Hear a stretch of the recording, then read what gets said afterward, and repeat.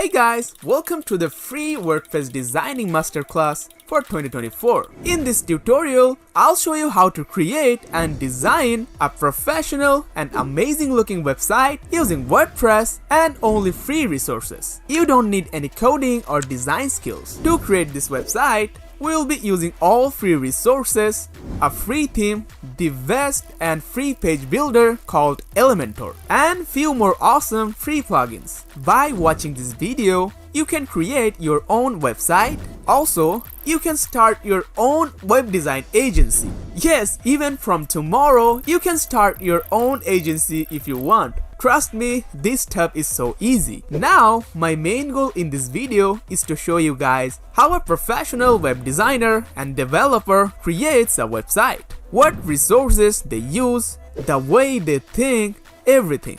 So after watching this tutorial, you can not only create this website but any kind of professional websites for yourself or for your clients. That can be restaurant website, business website, agency website, you can name it. Working within Elementor is fun. You can create anything just by drag and drop. I'll show you how to play with global colors so you can change any color with your brand color. How to play with your text and typography like a professional. How to copy or duplicate any content to work more efficiently.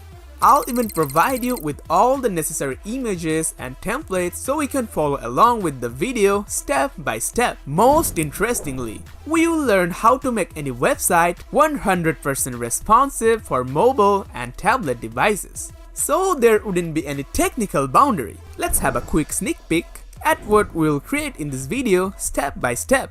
We will learn how to create a logo by using a free online tool. How to make this awesome homepage with modern and trendy design. I'll show you everything from scratch. Unlike other YouTube tutorials, I won't be using any ready template kit. I'll show you how to create an amazing about page like this.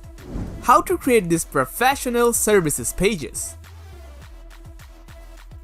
We will create a portfolio page and single portfolio pages where you can display all the case studies. Then how to create a fully functional contact form inside of your contact page. Also, you can embed Google Maps within the page. Finally, I'll show you how to write perfect blog posts with categories, featured images, and blog details within Elementor. People can also comment on your blog post. Can you believe we will be doing all this just by using a free page builder? This tutorial is for complete beginners, and by using Elementor page builder, we will create everything just by drag and drop. Now let me introduce you to myself first. My name is Taimur Nishat. I'm a professional web developer. Even in the past, I have completed so many freelance WordPress projects for my clients. So basically, you're learning all the best methods and techniques from a real professional web developer. I'm really excited, and if you're excited like me, please give this video a big thumbs up. This is the only thing I want from you. Other than that, this video is completely free for you. Just have a look if you like this video, then from YouTube's left bar, you can go to liked videos and find this video easily later. Alright, we will be creating our beautiful website in easy 4 steps. First, I'll show you how to get your own domain name and web hosting. I will also provide you a 78% discount link. Then how to install WordPress. Then how to install a free theme and a free page builder. Finally, we'll start creating our amazing website step by step. Also, I'll be adding a timestamp in the description so you can always jump into the necessary part you need. Let's now start with the step number 1, which is to get your domain name and web hosting. So first of all, what is a domain name? Domain name is basically your website address, like Facebook has facebook.com, Amazon has amazon.com, we have jimfahaddigital.com. Similarly, for your website, you need an address that will be your website name.com. And what is web hosting? Web hosting is the storage space for your website. All the images, text you will have in your website, all will be stored on your own web hosting. As you are owning your own web hosting, so there wouldn't be any limitation. You can run ads, you can upload text or images, you can upload any themes or plugins you want. You are in charge of your own website. Now, how to get your own web hosting with a free domain name? So first, just click on the very first link in the description below this video, or you can just go to jimfahaddigital.com/best host. And this will take you to a special discount Hostinger page. So why Hostinger? In my opinion, Hostinger is the most affordable and also the fastest web hosting provider available. Just have a look into their Trustpilot reviews. People are super happy with their hosting speed, affordable pricing, and customer support. Now from here, you can change your language. If you speak Spanish, Portuguese, or Hindi, you can select any language from here. One thing I also want you to say is that this page changes quite often. In fact, they probably change it once a month. So if the banner or interface looks different, don't worry, don't panic. This happens quite often. It's the same website. Let's scroll down a bit. You'll find all different plans. By the way, here we can see 3 plans, but sometimes you may see 4 plans here. But just don't panic, because you can create your website with any of these plans. But as you are starting out, I recommend taking this premium or business plan.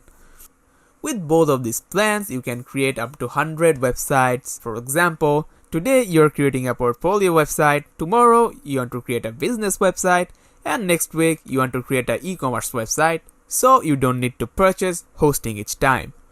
So here, with this premium plan, you'll get 100 GB of SSD storage.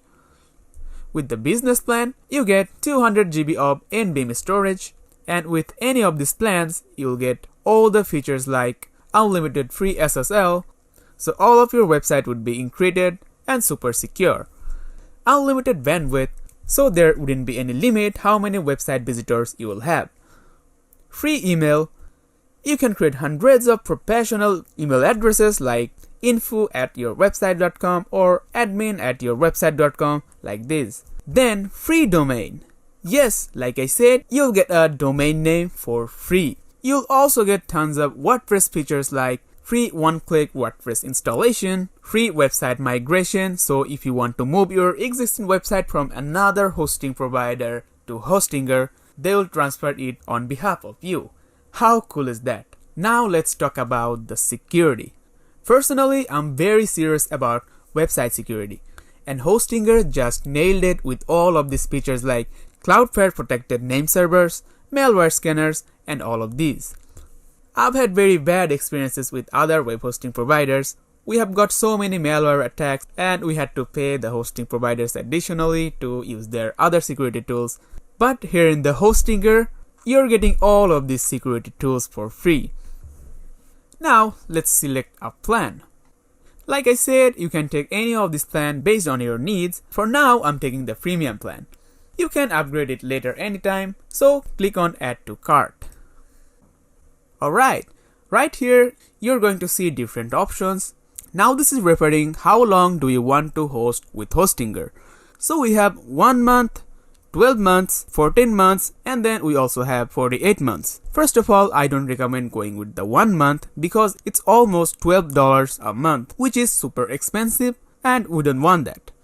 My recommendation would be go with 48 months. So for the 4 years, you just need to pay $2.99 per month. That will save you $432. And then after those 4 years, you start to pay $7.99 per month, which is still super affordable for a web hosting plan that can hold up to 100 websites.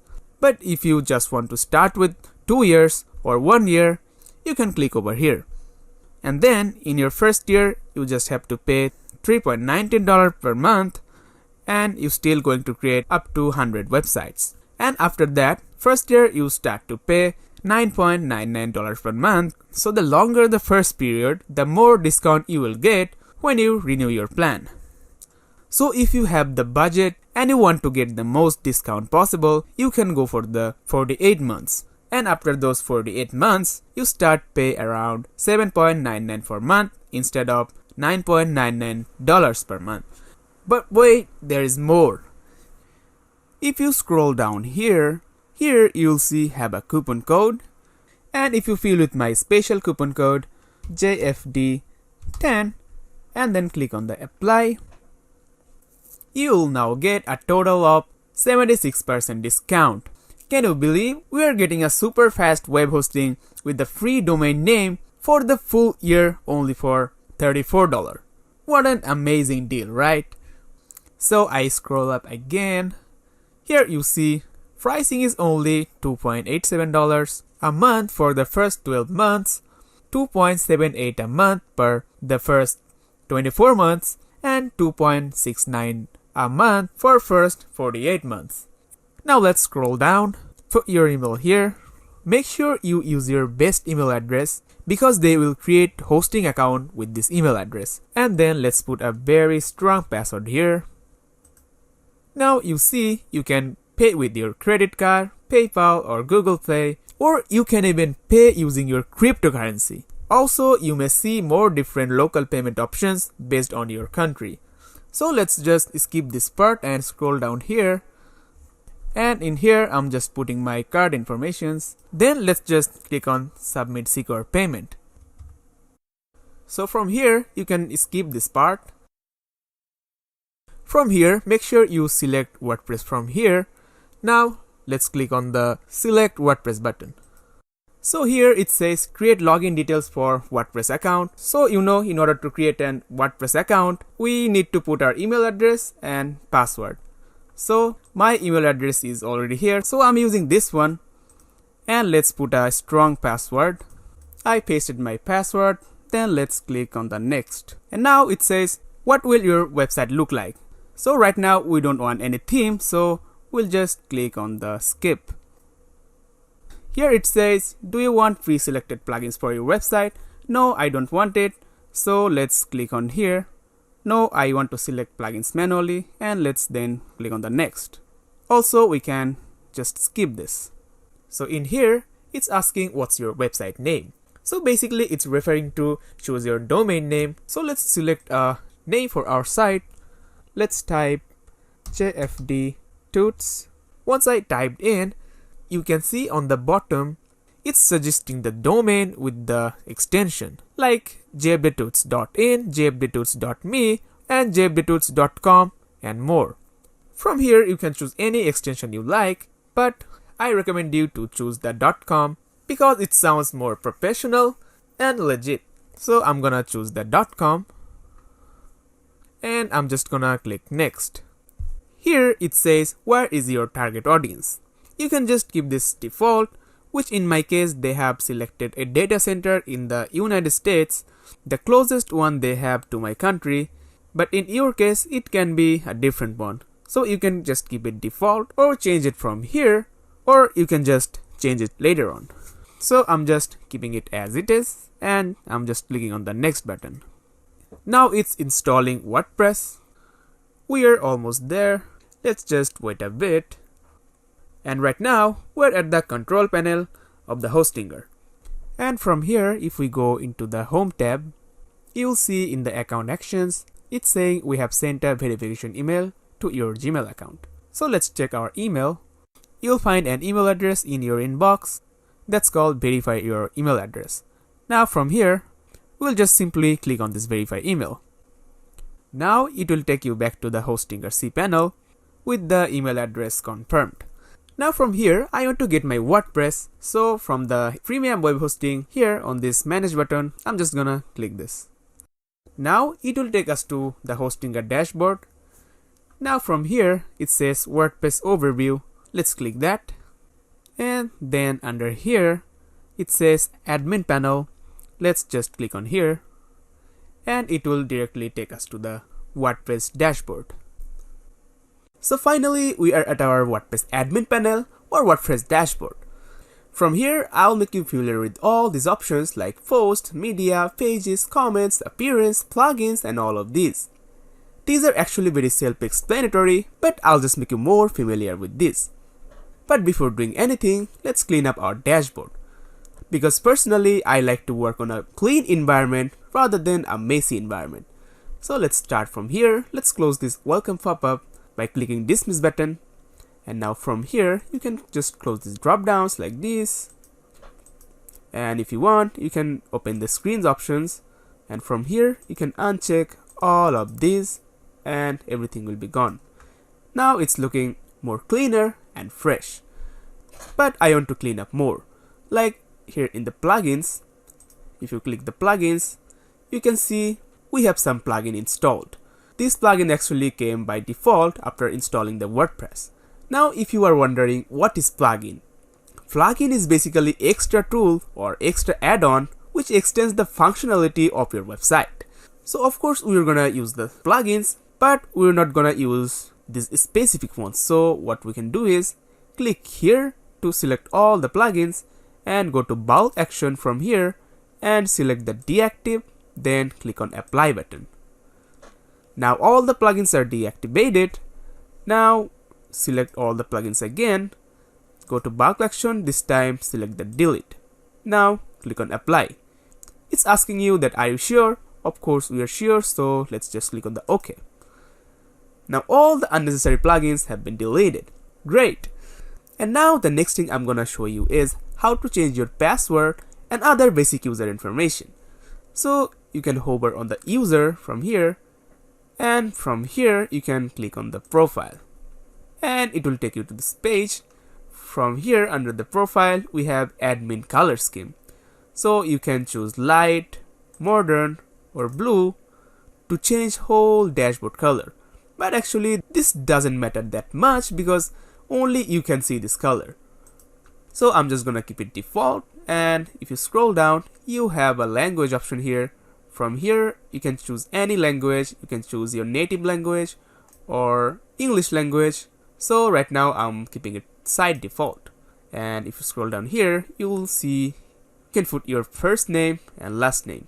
So I'm gonna put my name Taimur Nishat, first name and the last name, and from here the nickname I'm just gonna put Taimur Nishat. And here in the display name, this one is actually an important one. So if you click this, you'll see a couple variation from here. I recommend you to choose the best one from here. So let's select this one. I'll just show you a basic example.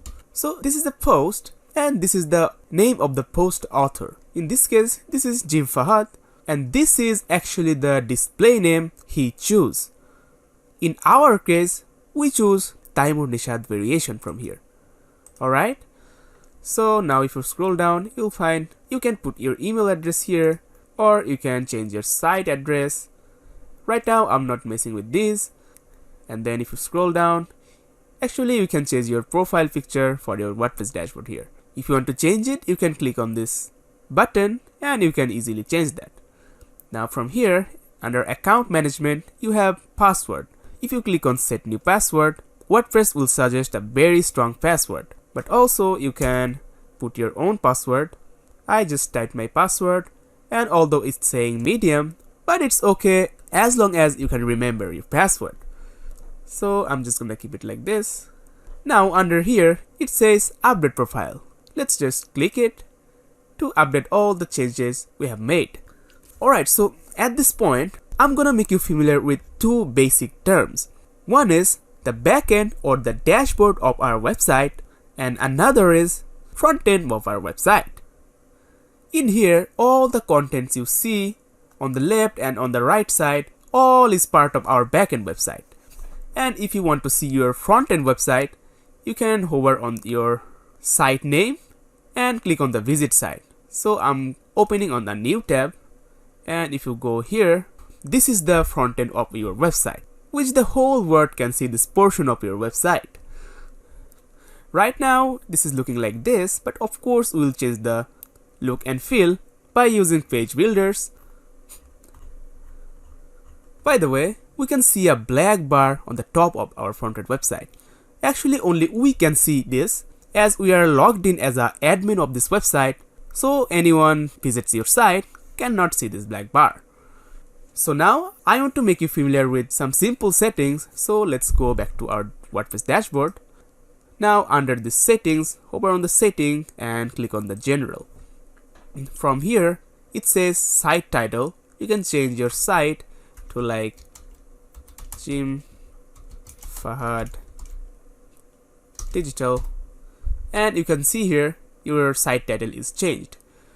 Now in the tagline you can actually put some meaningful stuff here like best website in California, like this. This can actually help you rank on the search engines.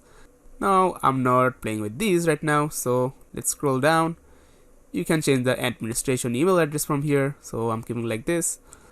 Now of course you can change the site settings. Now from here you can change the date format and time format. You can choose any settings or any format you like. Then let's save the changes. And now I'm gonna show you a setting.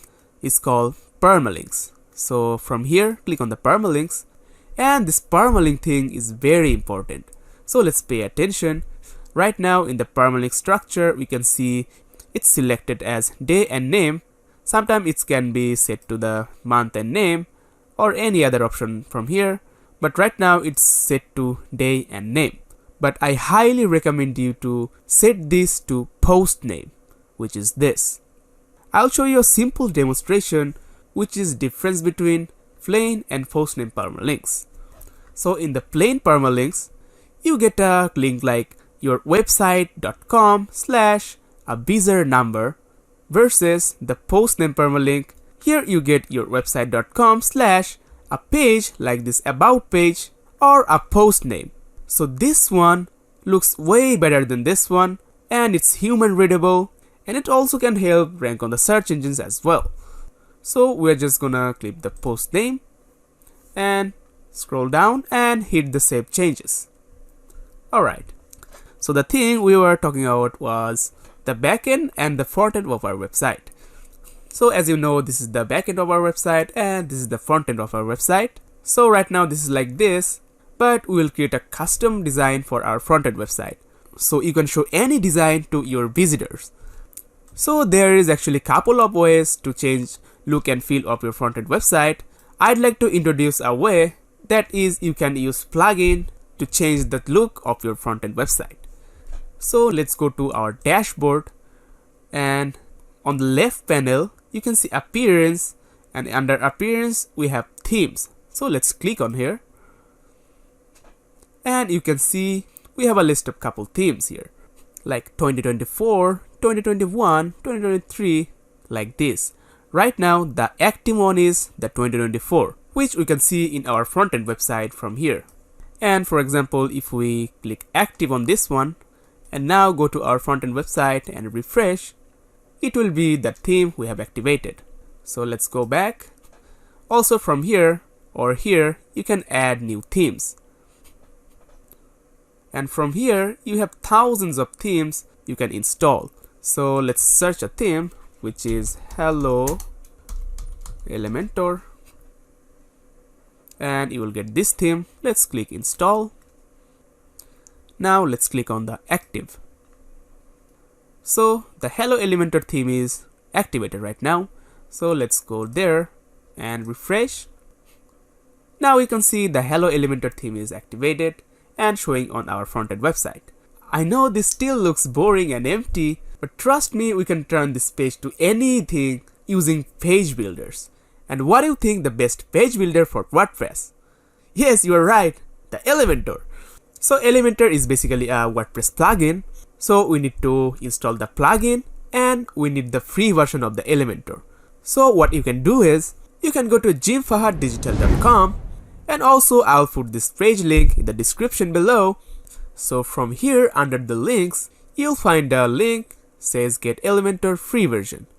So if you click this, it will take you pro purchase page of the Elementor. Although we are not gonna use the pro version of the Elementor, but let me just give you a quick tour of price plan of the Elementor. So here we have different pricing options. You can purchase any of the pro plans and you will get many premium features like premium widgets, dynamic content, custom CSS, e-commerce features, and many more. Using the Elementor Pro, you can not only create your own website, but you can create websites for your clients of like e-commerce website, advanced blogging website very easily. So as I said earlier, we're gonna use the Elementor free version. So let's create a free account for Elementor. And now if you click on the Elementor logo, it will take you to the Elementor homepage. And from here, you can click on the login button to create a free account of Elementor. So here you have a couple of sign-in options like Google sign-in, Facebook and Apple, or you can just sign in with your email. So from here you can create an account by clicking this, and in here you have a couple of options to create an account. You can continue with Google, Facebook or Apple, or you can use your own email address to create an account. As I already have an account created, so I'm not gonna recreate an account. So I'm just gonna sign in. So after creating the Elementor account, we'll go back to our WordPress dashboard. Now from here, click on the plugins, and from here, click on add new plugins. And from here, let's search Elementor, and you will see we have Elementor result here. From here, you can see this has 5 million plus active installations, which is huge. So from here, let's click install now. Now let's install some other plugins we need. So from here, I'm gonna search Elements Kit, and we're gonna install this one. Then after, we're gonna search Jeg Elementor and install this Jeg Elementor kit. Then finally, we're gonna search Metform, and we're gonna install this one. This one's gonna help us to create a very nice contact form. So after we install every plugin, now we're gonna go back to install plugins. We can see we have all plugins here. Now let's select all the plugins and go to bulk action. Now select active and click on apply. Now it will make all the plugins activated. Now I'm really excited to show the power of Elementor, which is this particular plugin. So let's create our first page. So we'll go on the pages. From here you'll see 2 pages already here.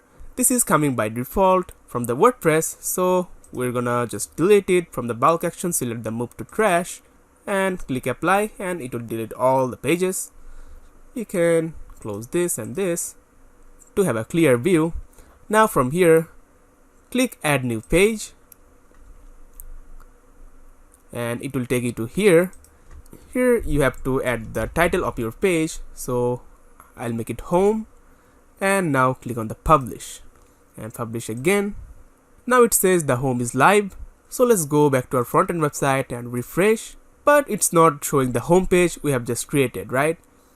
The reason it's not showing here is WordPress shows default post on the front-end website by default, but we don't want that, right?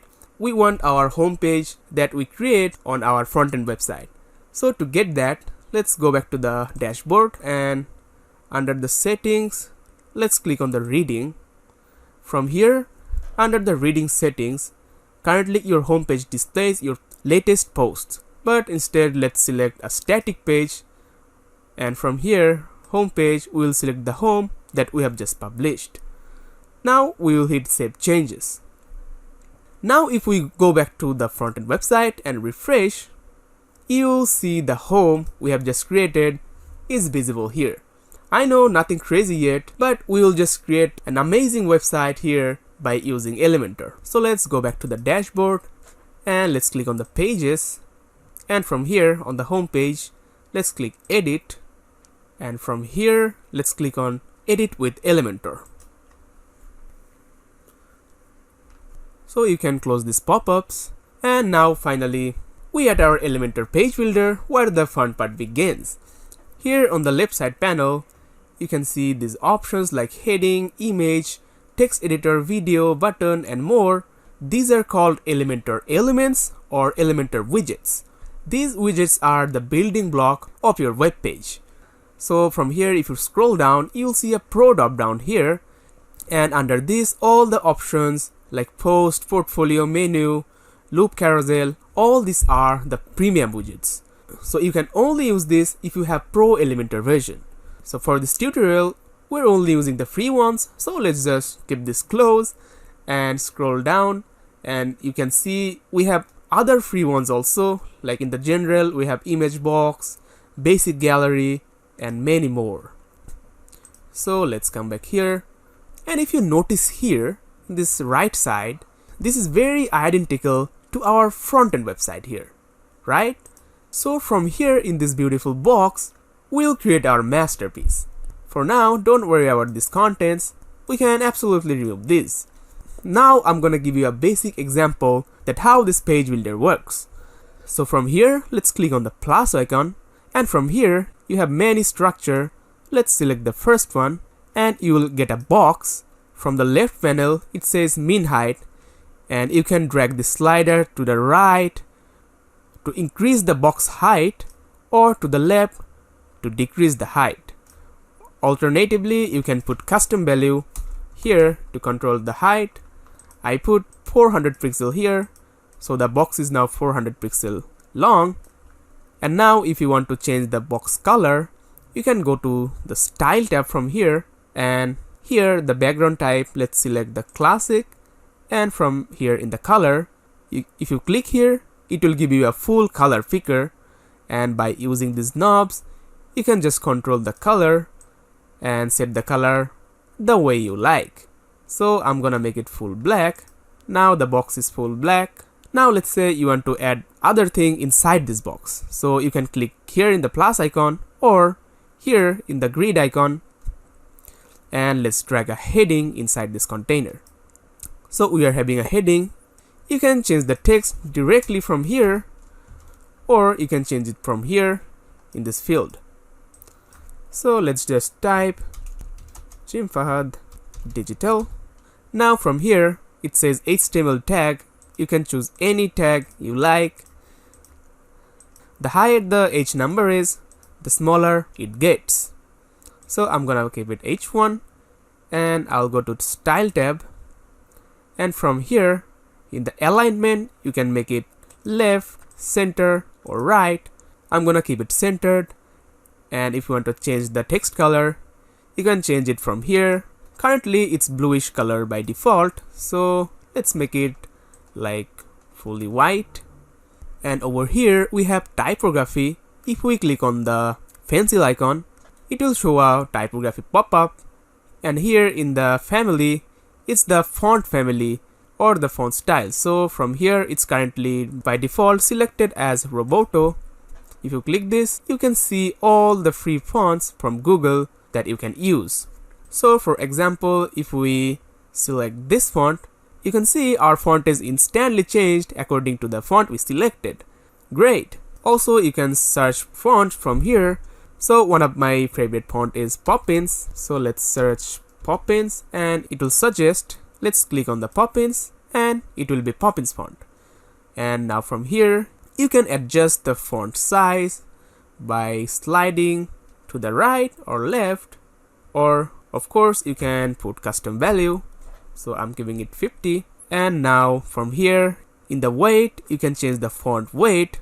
You can choose lower number to make it thinner, or higher number to make it bolder. So I'm gonna just keep it 600, which is semi-bold. Now from here in the transform, you can choose the text transform. You can choose uppercase to make it fully uppercase. You can choose lowercase to make it fully lowercase, or capitalized to make it capitalized. So I'm gonna make it default. Then from the style, you can keep it normal, you can keep it italic or default. And from here in the decoration, you can give it an underline, an overline, or line through, or default. You can actually mess with all these options to make a nice combination. Now here in the line height, you can control the line height of a text like this. I'm gonna keep it as it is. And here in the letter spacing, you can literally add space between each of your letters. And similarly here in the word spacing, you can add space between your words. How cool is that? So I'm just gonna keep it default. Now let's click on the grid icon and add a text editor after this heading. In here, you can of course change the text from here, or you can change it from here. So I'm gonna keep it like this. This is a demo text. So let's style this by going to Style tab, and from the alignment, let's make it center, and let's choose the color, something like this. And in the typography, you have all the options for this text as well. So from here, let's make it, actually let's keep it Roboto, and let's adjust the size. I'm gonna keep it like this. Now let's close it. Now let's say you want to add a button. So from here, we have a button widget. So I'm gonna drag it in after the text editor. From here, you can change the button text to like learn more, and here in the link you can put any link like http://jimfahaddigital.com. Now when an user click on this button, it will take them to this link, which is cool. Now from here, let's make the alignment center of this button. Now from the Style tab, of course you get a typography for the button text. So let's make it Poppins, and size, let's make it like this. And from the text decoration, let's remove the underline by selecting the none. Now from here, you can choose the text color like this, and you can change the background color of course to like this. Now from here in the border radius, you can control border radius or the roundness of the button. Now here in the padding, you can put custom padding to make your button nice. Alright, now let's say you want to add spaces between elements. So there is many ways to add spaces in the Elementor. So let's see a common way. So let's click on the button and go under the Advanced tab, and let's say we want a space from the top of this button. So here in the margin, let's unlink this, and here on the top value, let's give a margin of 30 pixel, and you see it added a 30 pixel of padding from the top of the button. Now similarly, let's click on this heading and go to Advanced tab. Let's go the margin, unlink this, and on the top, let's add 50 pixel of margin from the top. Or similarly, you can add space using the padding property.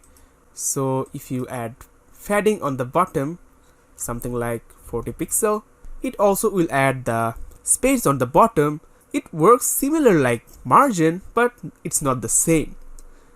We'll just learn more in depth about this later in this tutorial. For now, remember this, you always have two options, margin and padding, to add space between elements. Alright, now let's say you don't like an element from here and you want to delete it. So you can just right click on the element and hit this delete.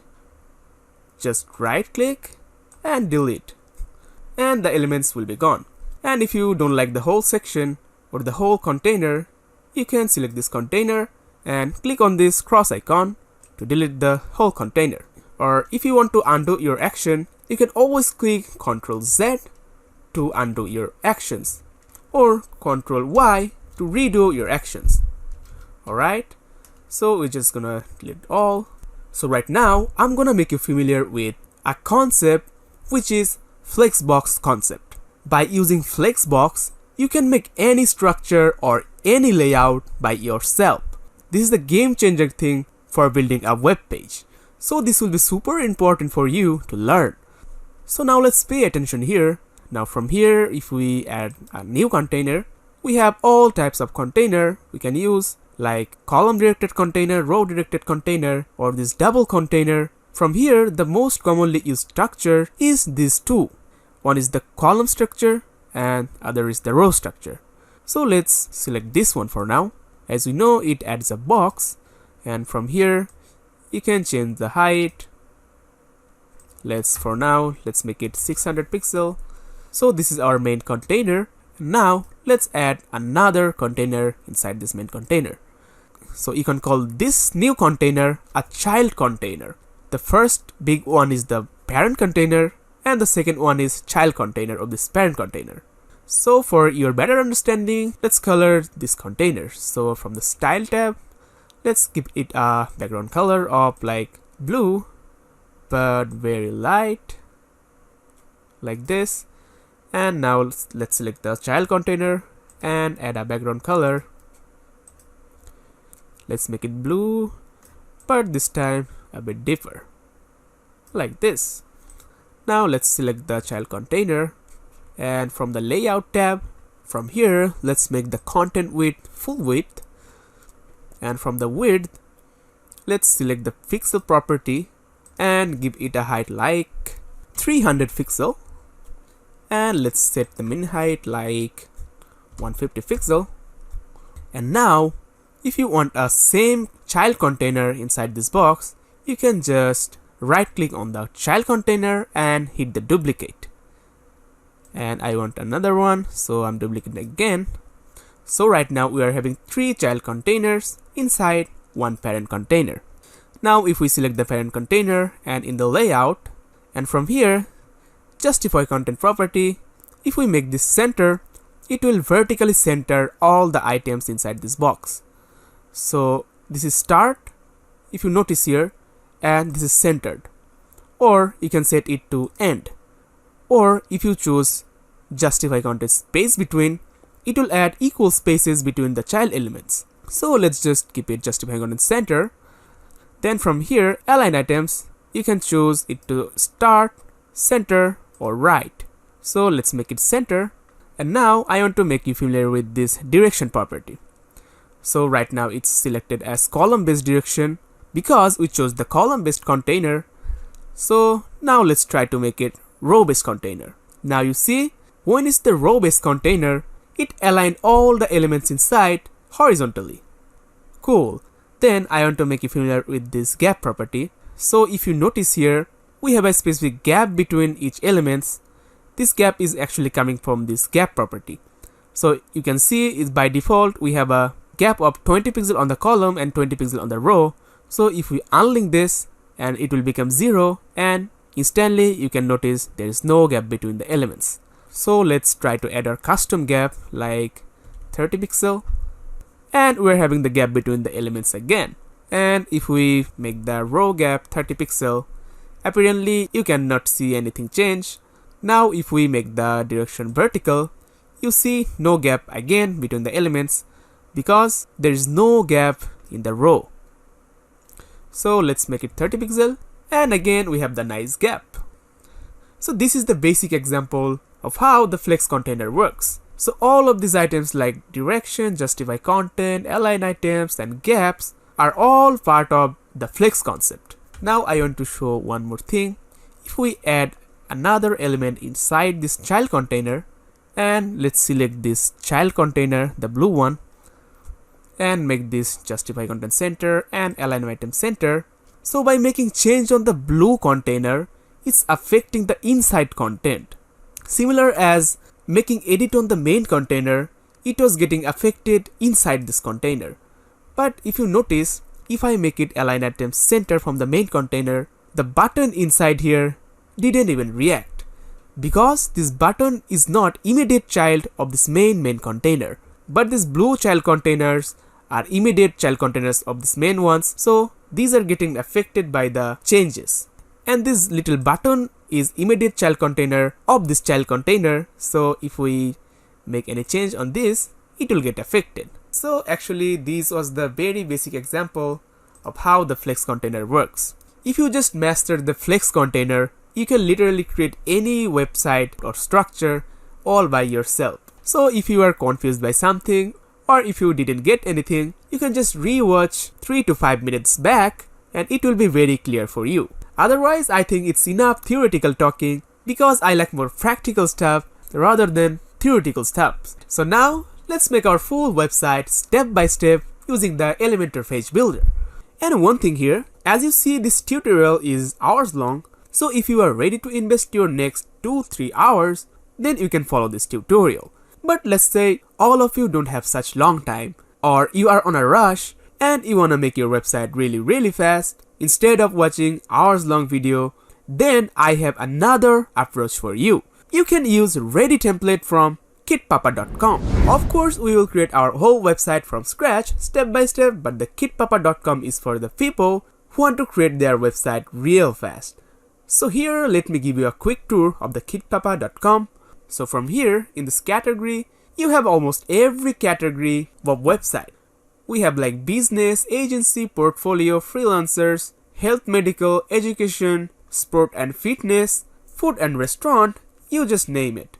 All of these are perfect, dedicated, ready templates for each of the categories. So by using this, you can not only create a full website for yourself, but also for your clients within a few clicks. Let's say you have a client who is a lawyer and he wants his website to be fully professional at the same time really fast. So for that, they have a lawyer category here. So let's check that. In the lawyer category, they have 3 ready templates. So let's check this out. From here, you can purchase the fully ready template. And if you scroll down, they have included all the details and documentation and also a video installation guide to install the ready template very easily. Also, if you scroll up here, you'll find a very interesting thing here. If you click on the live demo, you can literally check the whole site within this beautiful iframe. You can go to different pages and fully interact with all of the elements of the website. Also, you can check the responsiveness of this website, like tab mode, mobile mode. To be honest, in my opinion, this is a great feature. And if you make the desktop mode, also you can visit the site with this button. It will take you to the live site, so you can fully experience the site you're going to buy. Amazing. So let's go back. So you can just buy this from here, and then from here with this 3-minute tutorial guide, and you will get a full site ready within 3 minutes instead of watching hours-long video. So if you scroll up, you can see here this template is only for $14.99, which is really affordable because you can use this ready template multiple times for yourself or for your clients, and you can charge your clients couple $1,000s very easily. So that's a great win for you. Or let's say you are an agency or freelancer and you have to make website for your clients quite frequently, then you can grab their buy all package. From here, you get full access to all premium template kits, and right now, as you can see, a limited discount is going on their site, which is lifetime access only for $49. So that's mean you get all the templates on their website for lifetime only for $49.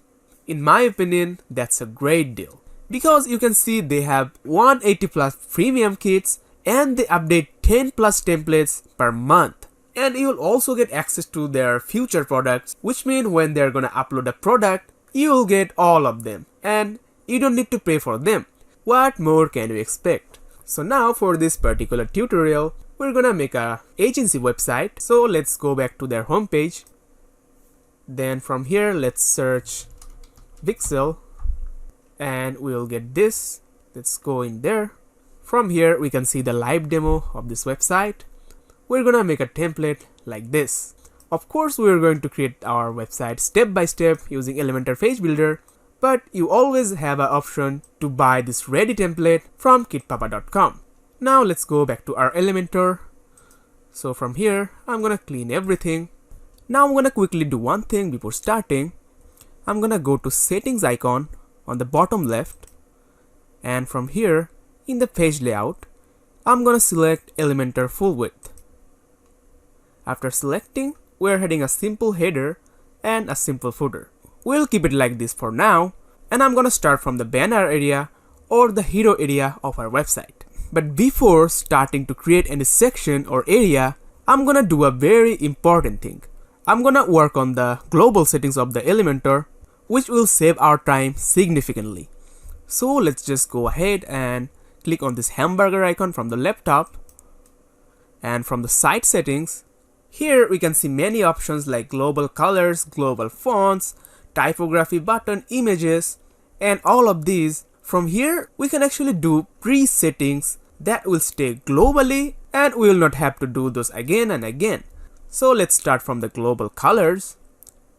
From here, you can see by default we have some colors like on the primary it's blue, secondary it's black, on text it's type of gray, and in the accent it's like green color. So let's start with the primary color. Click here and in the color picker, let's add our code. I want to make it fully white, so let's type FFF, and then in the secondary color, let's make it fully black, so 000. Then in the text color, I want it to be A9 AD B9. Then in the accent color, you can say the accent color is our main color or the main vibe color of our website. So I'm gonna make it C4EF17. So we have a nice lime type of color which will suit our site very nicely. So now I'm gonna update the Elementor and then I'm gonna go back from here. Then let's go to the global fonts. In the global fonts, let's edit the primary. In here, from the font family, I'm gonna search sign, and then in the font size, I'm gonna make it 42 pixel. Then in the font weight, I'm gonna make it 700, which is bold. And from here, in the line height, I'm gonna make it 50 pixel. Then next, we have secondary. We will keep it Roboto slab. Now from the text size, I'm gonna put it empty, and then I'm gonna keep it like this. Then from text, I'm gonna search a font Jost and select the Jost font. Then in the size, I'm gonna make it 17 pixel and I'm gonna keep it 400. Then in the line height, I'm gonna make it 28 pixel. Then finally in the accent fonts, I'm gonna make it signed again. Then font size, I'm gonna make it 16 pixel. Then font weight 600. Now from here, this is fallback font. Then let's go back to the site settings. This time I did not update the Elementor, so it's asking for would you like to save changes you have made. So hit save. Then I'm gonna go to typography. From here, under the body, in the text color, I'm gonna make it A9 AD B9. Then in the typography, I'm gonna make it Jost and size 17 pixel, weight 400, line height 28 pixel. Then under the link, I'm gonna make the color CAEF17, which is our accent color. So as soon as I change this, you can see we have the text also changed the color, because this link is for the link colors. So this is a technically link. So right now globally it's having this color. Alright, then next we have H1. Let's make it fully white, so FFF. Then in the font, let's make it sign. Font size, let's make it 50 pixel. Font weight, I'm gonna make it bold. Then in the line height, I'm gonna make it 1.1, but not the pixel, this time EM. Then we got H2. So for H2, I'm gonna make it the color of white. Then typography, I'm gonna keep it default. Now the font size, I'm gonna make it 42 pixel. Then weight, let's make it 700. Then the line height 1.1 EM. Then H3, I'm gonna make the color white. Typography, font size 28, font weight 600, line height 1.1 EM, of course.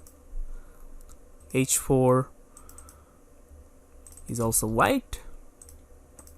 Typography 24, font weight 600, and this time line height 34 pixel. Then we got H5, so FFF. Typography, let's make it Jost. Font size, let's make it 16 pixel. Font weight, let's make it 400. And from the transform, let's make it uppercase. Then line height, and now for the H3, I'm gonna make it white, but I'm gonna keep the typography as it is. Alright, so let's hit the update. Now let's go back. Here in the buttons, let's click it. in the button typography, I'm gonna choose the sign font family. The size, I'm gonna make it 16 pixel, and the weight, I'm gonna make it 600. And then line height, I'm gonna put 1.2 em. Then in the text color, I'm gonna make it fully black. Then here in the background type, which is the background of the button, so in the color, I'll put the accent color, which is C4 EF17.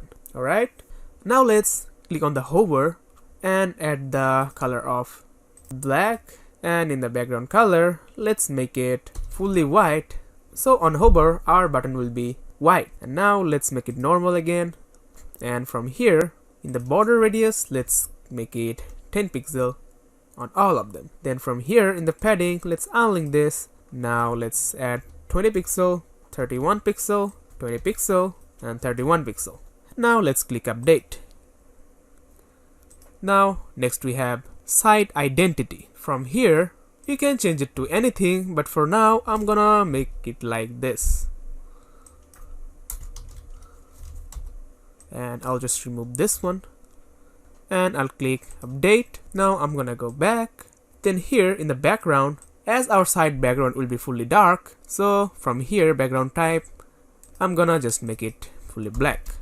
This, and I'll click update. I'm gonna come back. From the layout, under the content width, I'm gonna make it 13, 20 pixel. Then from here, it has a breakpoints option, so I'm gonna open it, and from here I'm gonna add another breakpoint here.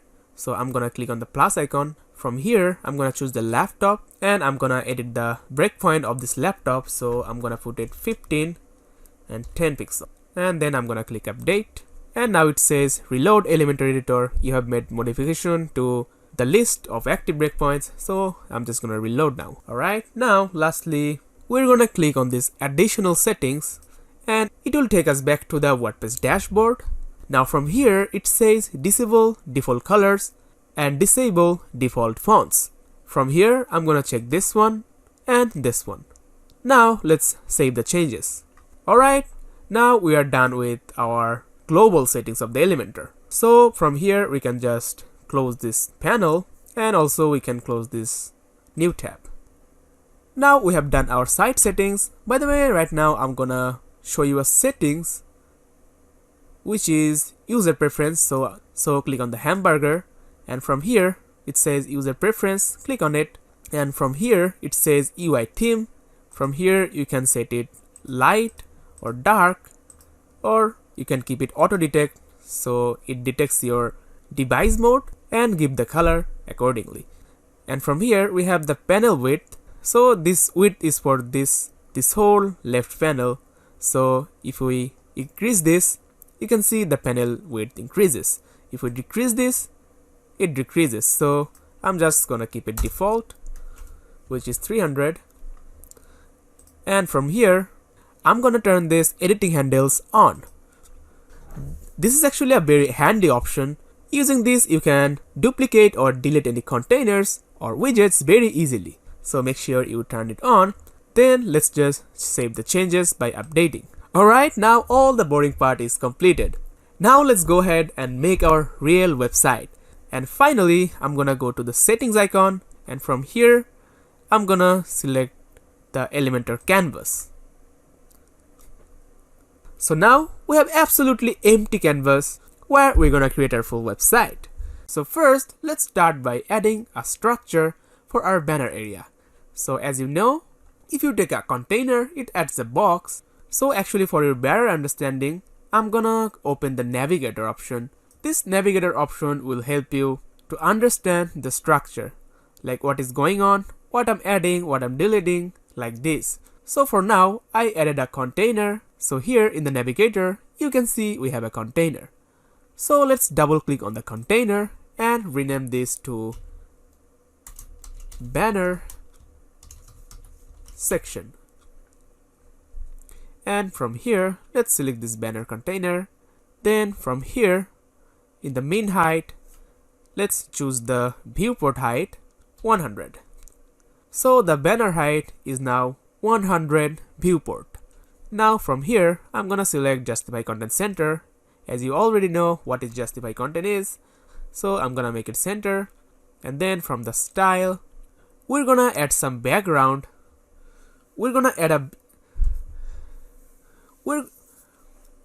add image background for our banner section, but there will be 2 images and those images will slide in the background of our banner section.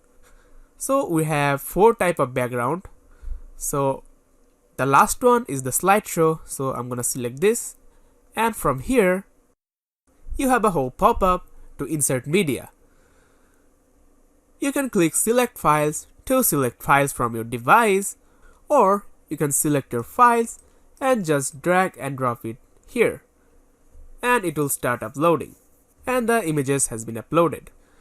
And also you can get all these images I have used here from the download resources I have used in this tutorial. And after downloading the files, you'll have 2 folders like this. One will be images and the other will be templates. So in the images, you'll find all the images I have used for the website. Alright, so let's get back to our Elementor. And now I'm gonna select this and this image and click on create a new gallery. Then from here, click insert gallery, and we have 2 images in our banner section. Then from here, in the duration, we're gonna make it 3000 instead of 5000, and in the transition, we're gonna make it slide left. So as you can see, our image is sliding to the left, which is looking nice. And from here, the transition duration will make it 100 ms, which is 1 second. So our image will slide after 1 second. Then here in the background size, I'm gonna make it cover, so the image will cover whole banner. Then from background position, I'm gonna make it center, and then we want a overlay over the images. So I'm gonna click it, the background overlay. From here in the background type, I'm gonna add a color which is 0808 and 08. Now from here in the opacity, I'm gonna make it 0.8. So basically you can see we're having an overlay over the images, so our banner inner contents doesn't distort by the images. Alright, now let's go to the advanced tab. From here in the padding, we're gonna make it 10 pixels on the top, 10 pixels on the right, 10 pixels on the bottom, and finally 10 pixels on the left. Now it's time to add contents in our banner section. So click here or click on this grid icon. Now let's drag the heading widgets inside the banner section. Now in the text, I'm just gonna paste my text so I can show you very fast instead of typing. And now I'm gonna select the H1 from HTML tag. Now I'm gonna go to style tab, and from the alignment, I'm gonna make it center. Now in the text color, I'm gonna make it fully white like this, and in the typography, here we'll make it 120 pixel of the text size, and we'll make the weight 700, and then we'll make the line height. Let's first make it EM, and let's type 1.1. Now I'm gonna go to advanced tab. Then from the margin, I'm gonna unlink and add 0, 70, 20, and 70 pixel. Then let's add a text editor after our heading. So from here, I'm just gonna paste my text to make it faster. Then from the advanced tab, here in the padding, choose the percentage property and unlink this. Then on the right, I'm gonna give it 5%, and on the left, I'm gonna make it 5%. Now let's go to style tab, and let's make the alignment center, and in the text color, let's make it fully white. And in the typography, let's choose Jost font, and in the size, let's make it 18 pixel. And then in the font weight, let's make it 500, and in the line height, let's make it 28 pixel. Then close it, and let's go to advanced tab, and in the padding, let's unlink it and then select the percent property, and I'm gonna make it 20% from the right and 20% from the left. So now our heading is looking compact and nice. Alright, now let's add a container after this heading, and let's make this container row directed, and then let's make it justify content center, and then align items center, and let's make this gap 35 pixel. Then let's add our button. So let's drag a button in. As you can see, our button is already styled because we have styled our button in the global settings already. So let's just change the text to more about, and then let's duplicate our button, and let's make this one contact us. And for the second button, let's go on to style tab, and from the text background color, we're gonna make it fully white, and click on the hover. In the hover, the button color will be the accent color, which is C4 E517. So if we hover on this button, it will have a hover effect of the accent color. Similarly, earlier we added the background color white on hover in the global settings, so it looks nice. Alright, so we have created our banner section. Now it's time to make it fully responsive. So let's turn on the responsive mode. From down here, you will have this bar. So on the top, we have desktop, laptop, tab, and mobile. So now if we click on the laptop, looks like on the laptop version, our banner is good. Then in the tablet mode looks like we have to edit the text size to make it look good. So let's select the heading, and from the style tab in the typography, let's just make it 90 pixel instead of 120 pixel.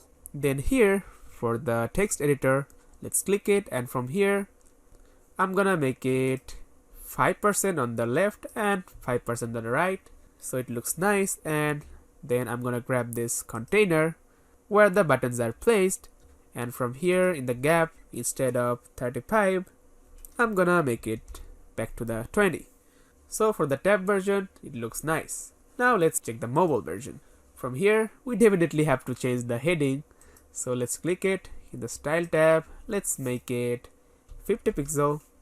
Now let's click on the text editor. Let's make the typography like 60 pixel. And now let's grab the button, and from the style, here in this padding, let's make it 15 pixel. And now I'm gonna go in the typography, and from here in the font size, I'm gonna make it 16 pixel.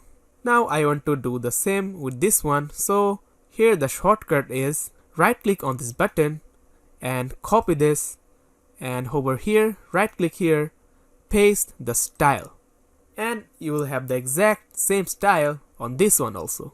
So one thing on this one I want to do is, this one had the background color of white, so let's make it back.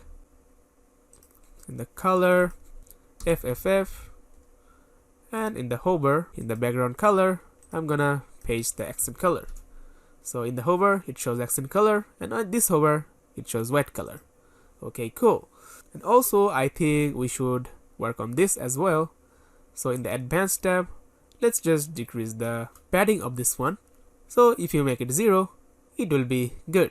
Alright, so our banner is fully responsive and looking perfect. Alright, so let's close the responsive bar. And now it's time to make our services area. Alright, so let's take a container in. And I'm just gonna turn on the navigator for a bit to rename this section. So I'm gonna rename it Services Section. And now I'm gonna close it for now. Now in this section, we have to add our pre-title and section title. So let's go to grid icon and let's search heading. And you'll see 3 headings here. So I'm gonna use this one, which is JKit heading. So I'm gonna drag it in. And then I'm gonna paste my text. And from the HTML tag, I'll choose H5. Then here from the separator, we'll turn off this little separator. So it's gone. And now I'm gonna show you a very cool trick here. So in this title, first let's choose the highlight from the concept, and in here I'm gonna paste my text again. And now before my text, here let's type 2 curly bracket, then / and close it with 2 curly bracket. Now you can see here, before the text is showing the content inside this curly bracket. So we can actually go very creative using this technique. So I'll just show you what we can do with this right now. So let's go to Style tab, then let's make it alignment center, and from the title let's first edit that typography of this title. So I'm gonna select sign, and font size let's make it 16 pixel, and font weight let's keep it just default. So and the line height let's make it EM, and let's type 1. And now let's close this title, and let's open this focus title. So this focus title is for one which is before this title. So in this case, this 2 / is dedicated for this one.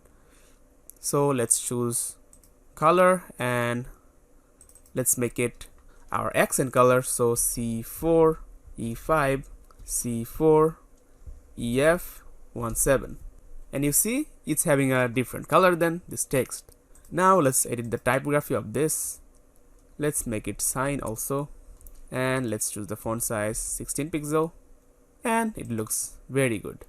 And then finally let's go to the advanced tab, and from the margin let's add some margin of -20 pixel from the bottom. Alright, now let's add our section title. So I'm gonna drag a regular heading underneath this free title. So from here let's choose H2, then here I'm gonna paste my text. Now let's go to Style tab, and from the alignment let's make it center. Now in the text color let's keep it fully white, then in the typography let's make it sign, and from the Style tab let's add some margin of 20 pixel from the bottom. Alright, now our section title and the pre-title is ready. So let's click update.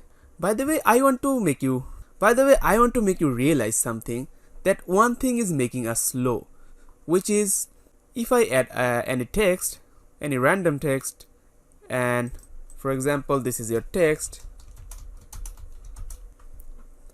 what we have to do is we have to go to style and then go to typography, then search the font, and then it's being our font. But we don't want that. We don't want to select the font family every time we add something. So right here where the global typography settings come to handy. So let's delete this text first, and then let's go to site settings. As you know, we edited some typography earlier, but we left most of them default. So let's go to typography. From here let's make it sign, and also let's make every one of them sign.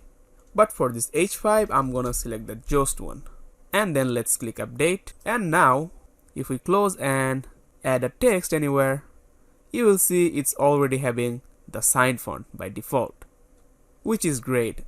I'm just showing you this now so you can realize best. Alright, now let's delete this text, and let's continue making our service section. So in here I'm gonna drag a container in underneath this heading, and from here I'm gonna make it row directed. Then from the gaps I'll make it 30 pixel. Then in the advanced tab, in the padding I'll make it 10,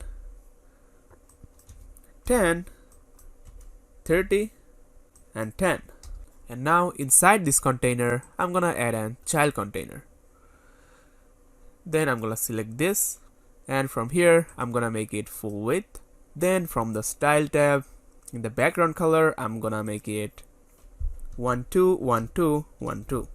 Then from the border I'm gonna make the border radius 8 pixel to make this box little bit roundy like this.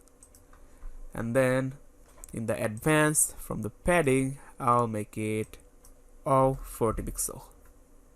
Then I'm gonna drag a heading inside this, and from the title I'm gonna make it 01.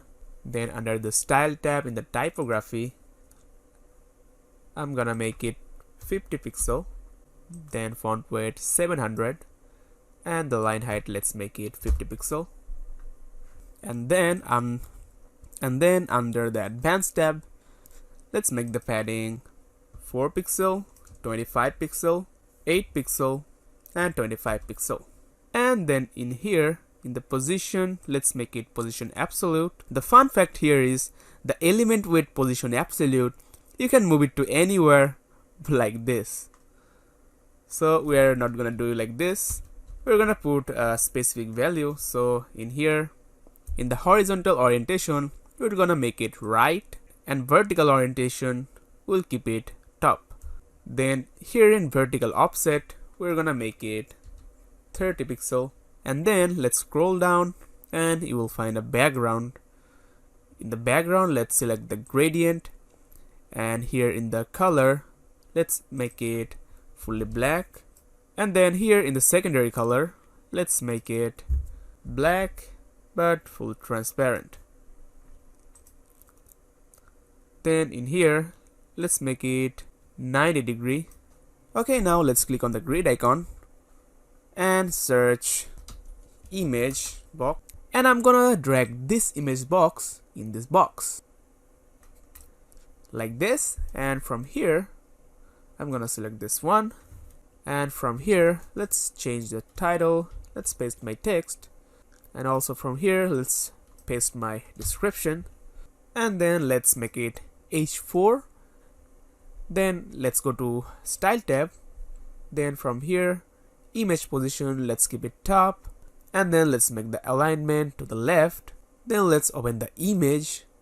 Then from the spacing, let's keep it 15 pixel. Then width, let's make it, let's select the pixel first, let's make it 60 pixel.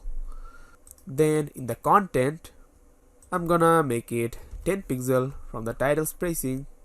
Then here in the description typography, let's make it 17, and font weight, let's make it 500.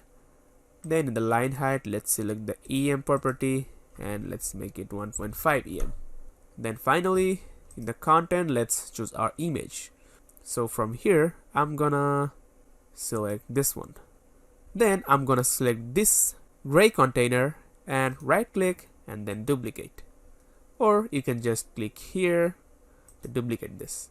So now let's tweak this one a little bit. So I'm gonna select this one. Then from here, in the background drop down, here in this first location, I'm gonna make it 0. So we have an effect like the black color is starting from here and fading to the right side. It's looking pretty nice. So let's go back, and from the style tab and from the border here, let's add a little bit border radius here. So 8 pixel on the top and 8 pixel on the left. So now it looks like this. Alright, now let's copy the style and paste the style to the other ones. Alright, now let's quickly change the images and the contents of each cards. So this one's good. In the second one, let's make change on this one. So this will be number 2. And in here, let's paste my text. Alright, now one last thing here in the section, let's add some padding. Let's add some padding on the top, 110 pixel. Then let's add 10 pixel, 10 and 10 pixel. So now our services section looks very nice. Now it's time to check the responsiveness. So in the responsive mode, let's check the laptop is good. Let's check the tablet, let's tweak it. So from here, let's select this section and let's edit the padding. I'm gonna make it 90 pixel, 10 pixel. Then I'm gonna grab this container where the cards is located. And in the layout, I'm gonna scroll down, and here in the wrap, I'm gonna make it wrap. Then here in the advanced tab, then after that, I'm gonna select each of the cards, and from here let's select the percentage, and let's make it 48%, and then let's copy this and paste the style, and from here let's select this whole container, and from here let's make it 25 pixel, and let's make it justify content center, so it looks very good right now. Alright, now let's check on the mobile. So in the mobile, let's select this single card, and in the advanced tab, let's decrease the padding, and let's select this heading, and in the style, typography, let's just make it 40 pixel, and finally let's grab this container. Here in the advanced tab, let's make it all 10 pixel. Now it looks great on the mobile too. Alright, so we can say our services section is beautifully done. Alright, now let's move on to creating our portfolio section. So let's take a container, and let's rename this container portfolio section, and now let's close this navigator. Then let's select this portfolio section, and in the advanced tab, let's give a padding of 10 pixel, 10 pixel, 20 pixel, and 10 pixel. Now let's add our free title and section title. So instead of creating a new free title and section title, we're gonna just copy the previous one we created. So copy, and let's paste it here. And also the section title, just copy and paste, and we have to just only change the content. Let's paste by also for this. Nice. So instead of creating a full elements, we just copied and paste because it's the same thing. We don't need to create it again. Alright, then let's add a container underneath this heading, and let's make it full width, and in the advanced tab, let's make it padding 0. Now from the grid icon, we're gonna add an image carousel. So we're gonna search image, and here the image carousel, we're gonna take this, and from here we're gonna add some images that will slide. So I'm gonna select this and this one, and I'm going to create a new gallery. From here I'm gonna insert the gallery, and we have the 3 images in the gallery. Then from here in the image resolution, I'm gonna select full. Then in the slideshow, I'm gonna select 3, and then to scroll here, I'm gonna select 1.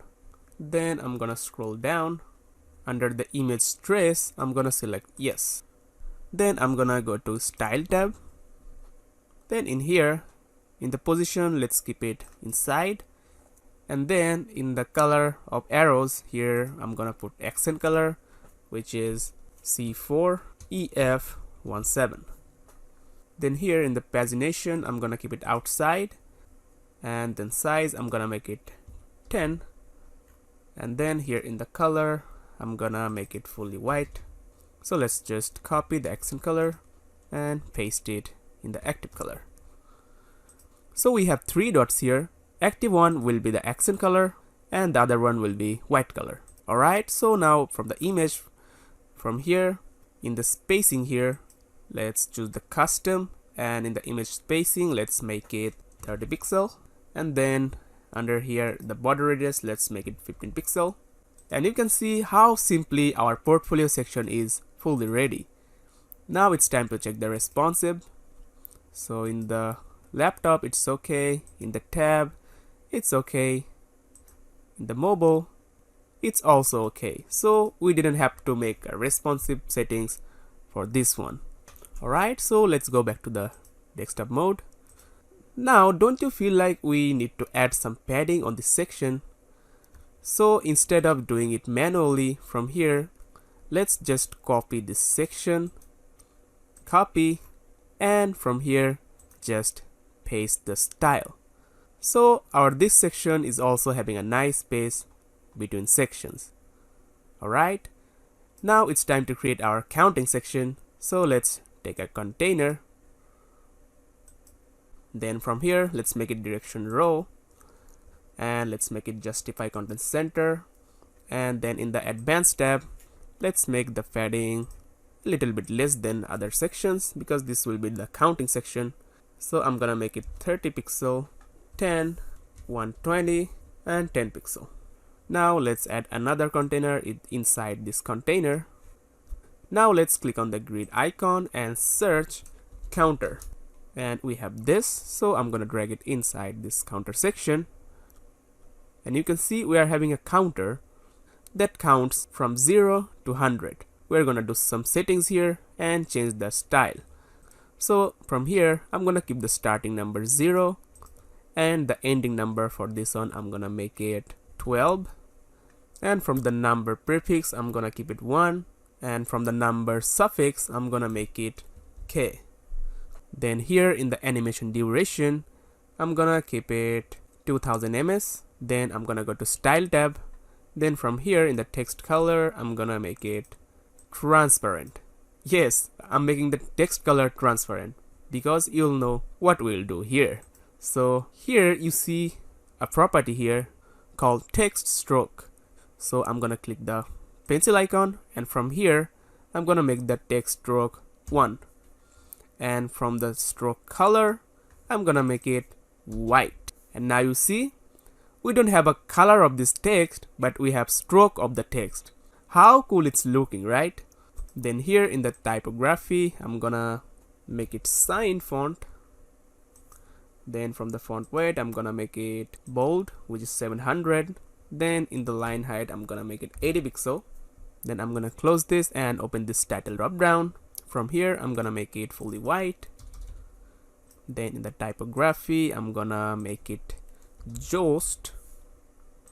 And font weight, I'm gonna make it, and font size, let's make it 16 pixel. Font weight, it would be 400. And let's make it uppercase from the transform. Now let's duplicate these. 1, 2, and 3. Now it's time to change the contents. So let's click here in the contents. In the title, let's paste our text. You can also type it here. Actually, you can also type it here like this. And for this one, I'm gonna choose 7. So it's counting 7 from the 0. And I'm gonna make this project completed.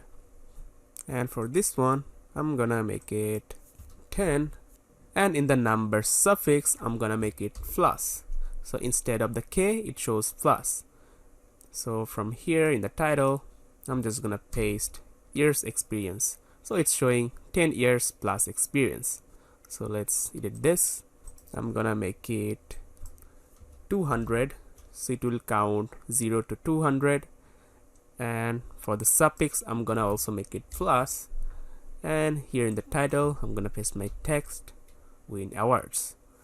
Now I'm just gonna select this whole container, and from here in the layout, I'm gonna make it justify content space between. And now it added equal gaps between the contents. Amazing.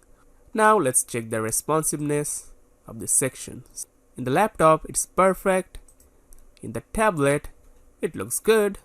But in the section, let's edit the padding a little bit. So I'm gonna make it 10, 10, 100, and 10. Then I'm gonna select the counter. From here in the style tab, I'm gonna make the font size 70 pixel. And then I'm just gonna copy this and paste the style on the other ones. Now let's check on the mobile. We just have to work on this little bit. So let's start with the padding. So let's select this one. In the typography, let's make it 50 pixel of font size. And now let's copy this and just paste the style, and it's okay, and it's so far so good. Alright, now let's go back to the desktop mode. Now we will create our testimonial section. So let's take a container in. Let's make this container column, and from here in the style I'm gonna select a image background. So I'm gonna select background type classic, and from here in the image let's select an image from our media library. So I'm gonna select this one, and from here in the position I'll make it center, and the repeat I'll make it no repeat. Then in the display size I'm gonna make it cover. Then I want to add a overlay on the image, but this time we're gonna add an image overlay, which I'm gonna show you is this image. So let's select this, and as you can see it added a overlay using an image. So from here let's make it center. The repeat, this time let's make it repeat X, and display size cover, and from the opacity let's make it 1. Then let's go to the advanced tab, and in here in the padding let's add a padding of 65, 10, 140 and 10 pixel. And now let's add a testimonial widget. So I'm gonna search testimonial, and I'm gonna select this one and drag it into the section. Then from the layout I'll choose the style, I'll choose the 5th one. Then I'm gonna open the testimonial. From here I'm gonna select quote icon position to top. Then I'm gonna deselect the enable rating. Then I'm gonna delete all of these, and let's edit the first item. So I'm gonna make the client name this, and in the testimonial review I'm just gonna paste my text. Then if you scroll down from here you can choose your client's avatar. So this is for client display picture, so I'm gonna let's select this one.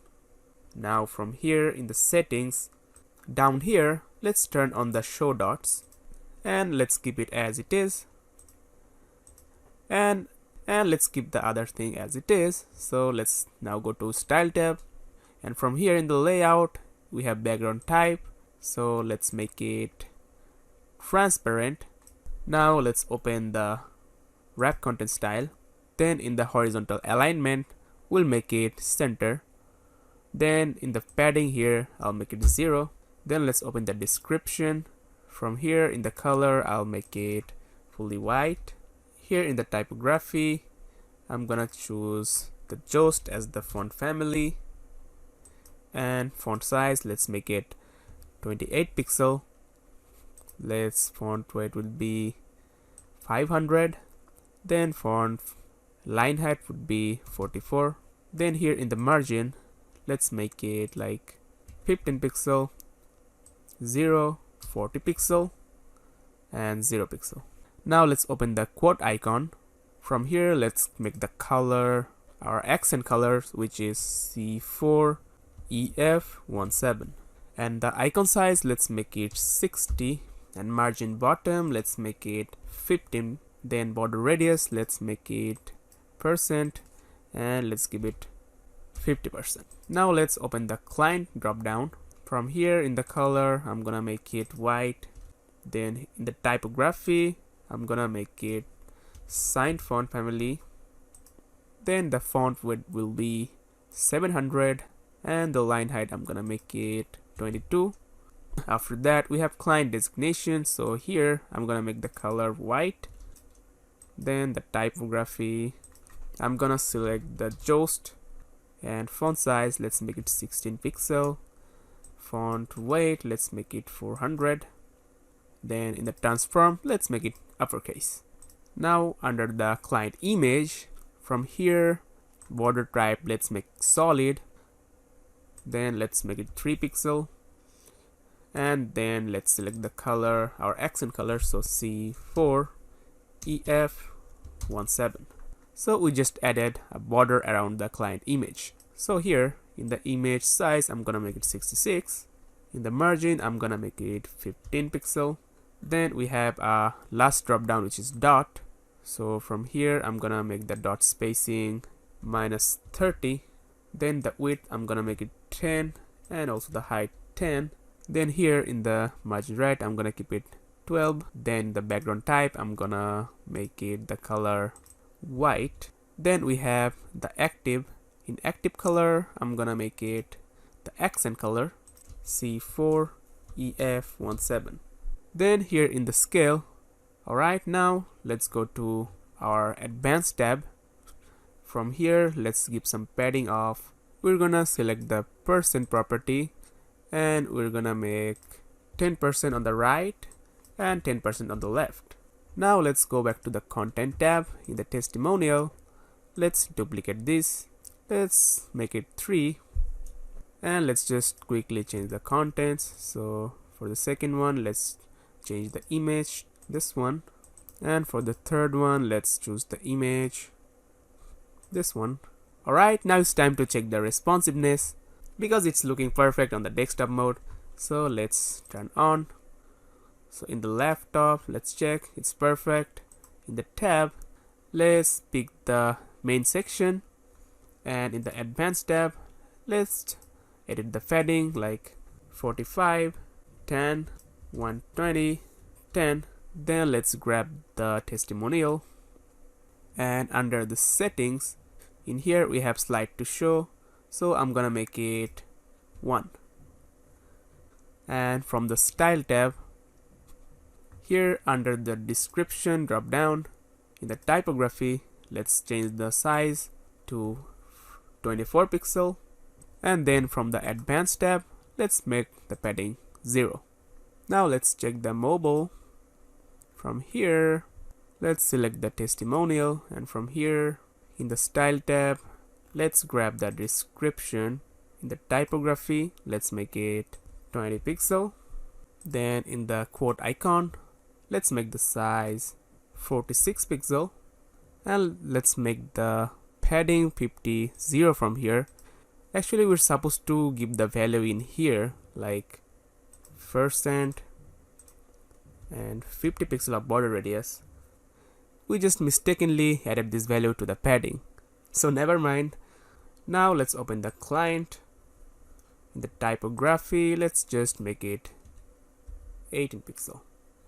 Also in the description, in the typography, let's make the line height like 1.6 em, so it looks good. Then let's go to the desktop mode, and from here I feel like we have to tweak some little things, like from the description, in the style here, in the typography, let's make it italic. So I think the italic looks better. Then in the quote icon, we have just mistakenly added the 50 pixel padding instead of giving 50% on the border radius. So also in the tab mode, it's good. Mobile mode, it's perfect. Alright, so let's close the responsive mode, and we are good with our testimonial section. Just look how gorgeous it's looking. So as I said earlier, we're gonna make the header of this page and the footer of this page and also some other section later. So now let's go ahead and create our first inner page, about page. So now let's exit from our Elementor page builder. So before we exit, let's click on update. So everything we did all has been saved. Now let's click on this hamburger icon, and then from here let's click on exit, and it will take us back to the WordPress dashboard. Then from here let's click on the WordPress icon. Then we are back to the pages. Currently we are working on this home page. Now we want to make our about page, so let's add new page. From here let's name it about, and let's hit publish, and let's click edit with Elementor. From here let's make our page layout Elementor canvas, update. So first we're gonna create a banner for our inner section. So let's take a container, then we're gonna name it inner page banner, and then we're gonna make it the direction column. Then we'll make the justify content center, and then align items center. Then let's go to the advanced tab. And here in the padding, let's make it 210, 10, 110, and 10 pixel. Now let's go to style tab, and from here let's choose a background type, and from here I'm gonna choose this one as the background image. And now from here let's make the position center, and then repeat, no repeat, place size, cover, and then let's add a background overlay. So from here let's add the color 080808, and then let's make the opacity 0.9, and then let's click on this grid icon. Let's add a heading. I'm gonna name it About Us. Now let's add another container after this About Us. On this container let's make it full width. Then in the width let's select the pixel and make it 210. Let's choose the row direction, and let's make the justify content center, align item center, and let's make the gap 8.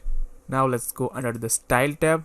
Here in the background type we want a semi-transparent color, so I'm gonna put 6 Fs, 1 2 3 4 5 6, and then 1A, and we have a semi-transparent color.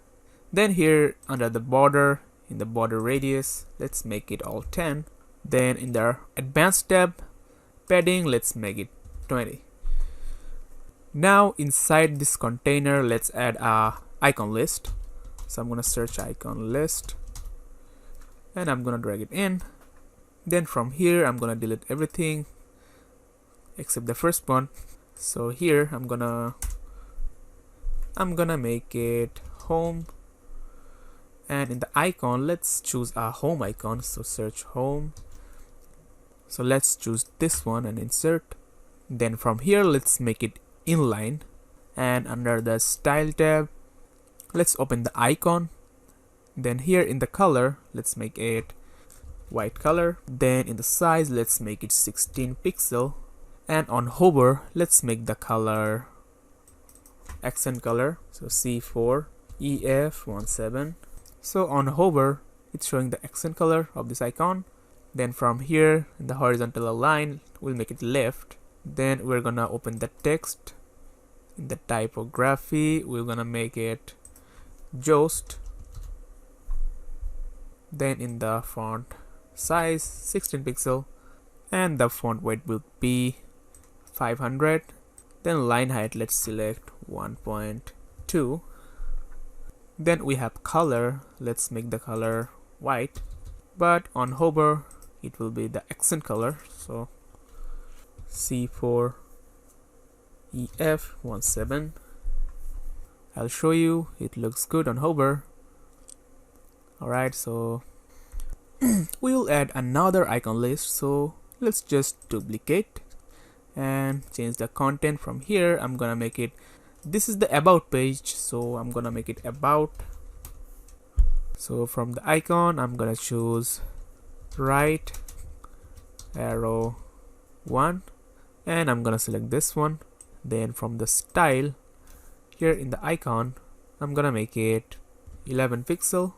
Then here in the color I'm gonna make it 6C757D, this color, and on hover I'm gonna put it accent color. And also in the text I'm gonna make the text color, the accent color, C4 EF17. Alright, now let's check. Okay, we're good, it looks nice. And let's make this about text H1 so it looks nicer. Alright, now let's explore a time-saving technique in the Elementor. We're gonna import a pre-designed section into the Elementor using JSON format. Imagine a beautifully crafted section ready to go. Here's how you can effortlessly import it. First, click on this folder icon, so let's click it, and from here choose this My Template tab, and from here on the right side click on this Upload button. And here If you have downloaded the resource file from this website, then you will have two folders like this. One is image and the other one is template. So earlier I showed you how you can upload the images. So now I'm gonna open the templates folder. And from here, as we are gonna import the about section, so I'm gonna drag this about template and drop it here. And here it's warning you that JSON files may be unsafe, but this is just very safe, so let's click it continue.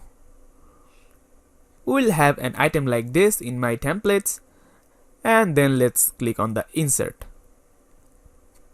And there you go, our fully ready about us section is seamlessly integrated. Just look how cool it's looking.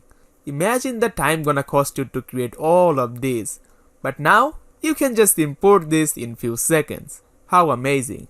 Now let's go back, and for this section we're gonna do one more thing. We will use a simple custom CSS for this marquee, and it's super easy to use. So let's go to the Jimpa digital site. The link is in the description, and from here if you scroll down to here, it has homepage marquee CSS. So let's just copy the whole CSS, right click and copy, and let's come back to the Elementor. And if you click on the main section here, and in the advanced tab, Elementor has a custom CSS option, but as we are using the free Elementor version, we cannot use the custom CSS. In order to use the custom CSS here, you need to upgrade to the Elementor. But you don't need to worry, because I got the trick how you can use custom CSS in the free Elementor version. So let's go ahead and learn the trick. So from here, I'm gonna click on this grid icon, and from here search HTML, and you will have this widget. So let's drag and drop this widget on the bottom, and from here under this HTML code you have a code input box. So in here we just have to paste our CSS code we have just copied, and there you go, we have the CSS effect. So if you notice here, what we did with the custom CSS is from the marquee on the left and the right side, there is a nice overlay that is hiding the text from the sides. So it looks pretty cool. Alright, now you have learned how to use custom CSS, and isn't it so simple? Now let's check the responsiveness of our page. So let's click on the responsive mode, and from the laptop, and by the way, the section we have imported, it is perfectly responsive without doing anything on the responsive mode. You can see it's perfectly responsive as this is our ready template. So you get the perfect thing. So let's get back to the section that we have created from scratch, this one. So in here it looks good on the tab, on the mobile. So from here in the text looks like we have to make it a little bit bigger and also work on this container. But at this point I want to tell you one thing, that we don't have to make changes on text each time on every responsive mode. Instead what we can do is we can click on the hamburger icon, and from the site settings and in the typography we can make these properties responsive also by using this responsive mode. So from the desktop it was good, the H1, H2, H3, H4 and H5 was good, but from the tablet we can actually change the text tags, like from the H1 in the tab mode we can make it 45 pixel, and let's make the H2 38 pixel. Then we have H3, we can make it 24 pixel, and H4 we can just make it 22 pixel. So if you click on the update, so this text was the H1, right? So let's close this first. I'm going in the style tab of this, and now when I click on the tab mode and go to the style tab, we don't have to do anything on this typography each time. Trust me, it will save a lot of time of yours, and you will get to know this later in this tutorial. So let's now check the mobile version. It is okay right now, and from this we have to work on this. So let's make the width 110 pixel from the mobile, and it's looking perfect. Alright, and one last thing we can do for this inner page banner, which is, let's select this banner, and in the advanced, let's just decrease the paddings. So I'm gonna make it 150, 10, then 80, and then 10, and it's looking pretty nice. Alright, now our about page is ready. Now let's go ahead and create another section inside this about page, and this time we'll create it step by step. So let's take a container, and from here I'll do one thing. I'll just drag this custom CSS all the way to the end so it stays on the end. By the way, we can see this custom CSS only in the Elementor page builder. Other than that, no visitor will be able to see this HTML widget. So I'll just show you. So let's update, and if we click on the preview changes, and from here we can see every section, but we cannot see that HTML widget. So far so good. So let's go back. So from here we have just added another container. So let's rename this container. Open the navigator. Let's rename this container theme section. And previously we have this container which is for the about section. So also for this I'll rename about section. You don't necessarily have to rename every section, but I'm renaming this for keeping everything organized. Alright, so let's turn this up so we can have full view. So from here we have added this container. This will be our theme section. So let's just keep it column based direction, and here in the advanced tab in the padding, let's add some padding of 110, then 10, then 100, and 10 pixel. Now we need our section free title and section title. So we have already created the section titles on the other pages. So now I'll show you how you can copy and paste any element from other page. So I have another tab here where we have the home page and the about page. So I'm just gonna open this home page in the Elementor. And from here we already created the section free title, which is this, and the section title, which is this.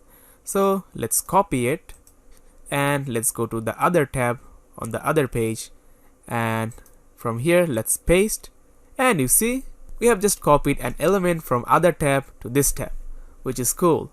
So let's copy the section title and paste it.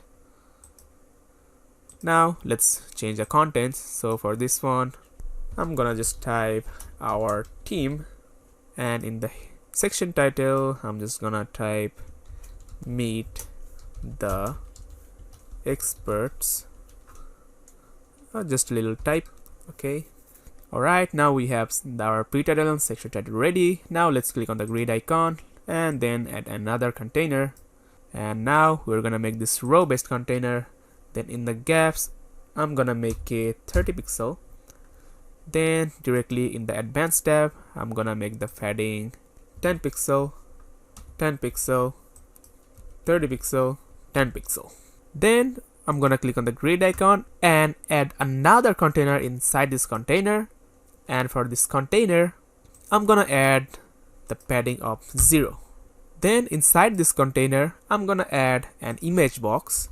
So let's search image, and we get the image box. Just drag and drop, and from here let's choose an image. So I'm gonna choose this image for the first one, and from here we're gonna keep it full.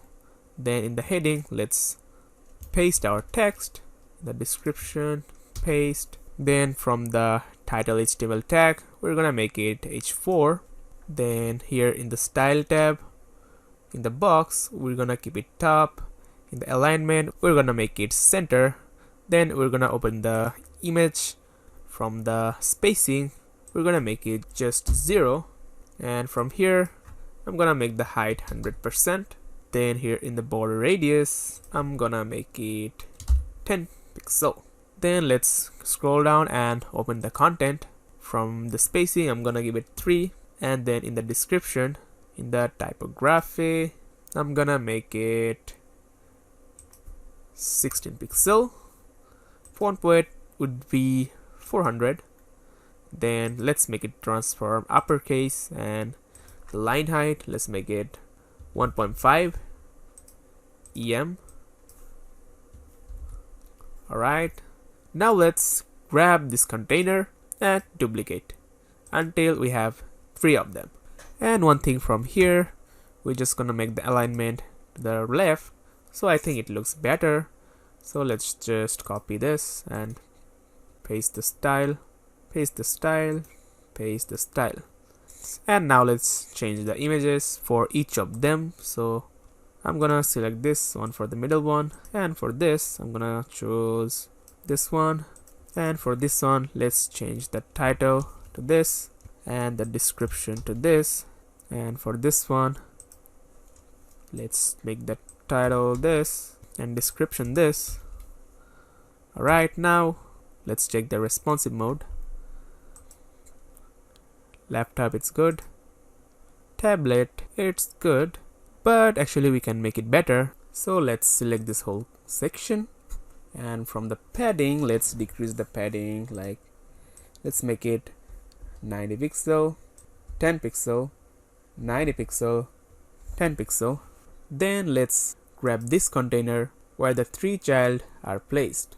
So from here we'll make it justify content center, and here in the gap we'll make it 25, and from here the wrap we'll make it wrap. Now finally we'll select this container, this single cart container. We're gonna select this, and in the layout from here we're gonna make it full width, and in the width we're gonna make it the percent, and we'll just make it 48%. Now we're gonna copy this and paste the style here, and now it's looking nicer. Then let's check on the mobile. It's looking perfect in the mobile. Alright, so let's exit the responsive mode, and now we'll import another section, but this time this is the section we have already created in the home page, which is, I'll show you, this section, the testimonial section. So this time you'll learn how to export an template, save it as a JSON format, so you can import that template easily on other pages. So let's select this one and right click right here, and from here you see we have an option is called save as template. So we're gonna click this, and from here we're gonna choose a name for this. So I'm gonna choose testimonial section, and then we'll click on the save. From here this testimonial section template is added to my templates, which is stored in your WordPress. But if you want, you can click here and export as a JSON file in your local device. So I'm not gonna do it for now, so let's close this pop-up and let's go back to our about page, and from here let's click on the folder icon, and as you can see we have the testimonial section available here. So I'm just gonna click insert. Now we have the ready testimonial section that we have already created. So let's just drag it up. Alright, so in the about page we have created this banner, which will be banner for every inner page, and then we have the about us section, which is a little bit complicated, but we just import it in few seconds. Then we have our theme section that we have just created step by step. Then we just imported the testimonial section from the home page. Alright, now I think it's time to show you how to add your header and the footer in a very interesting way. So now let's go ahead and exit from the Elementor, but before that always click on the update. Then now let's click on the exit and let's go to WordPress dashboard. Now we're gonna add our header and the footer externally, but using the Elementor page builder and one more plugin, which is the Elements Kit. From here, if you click on this Elements Kit, from here you can just skip all onboarding by clicking on the next step.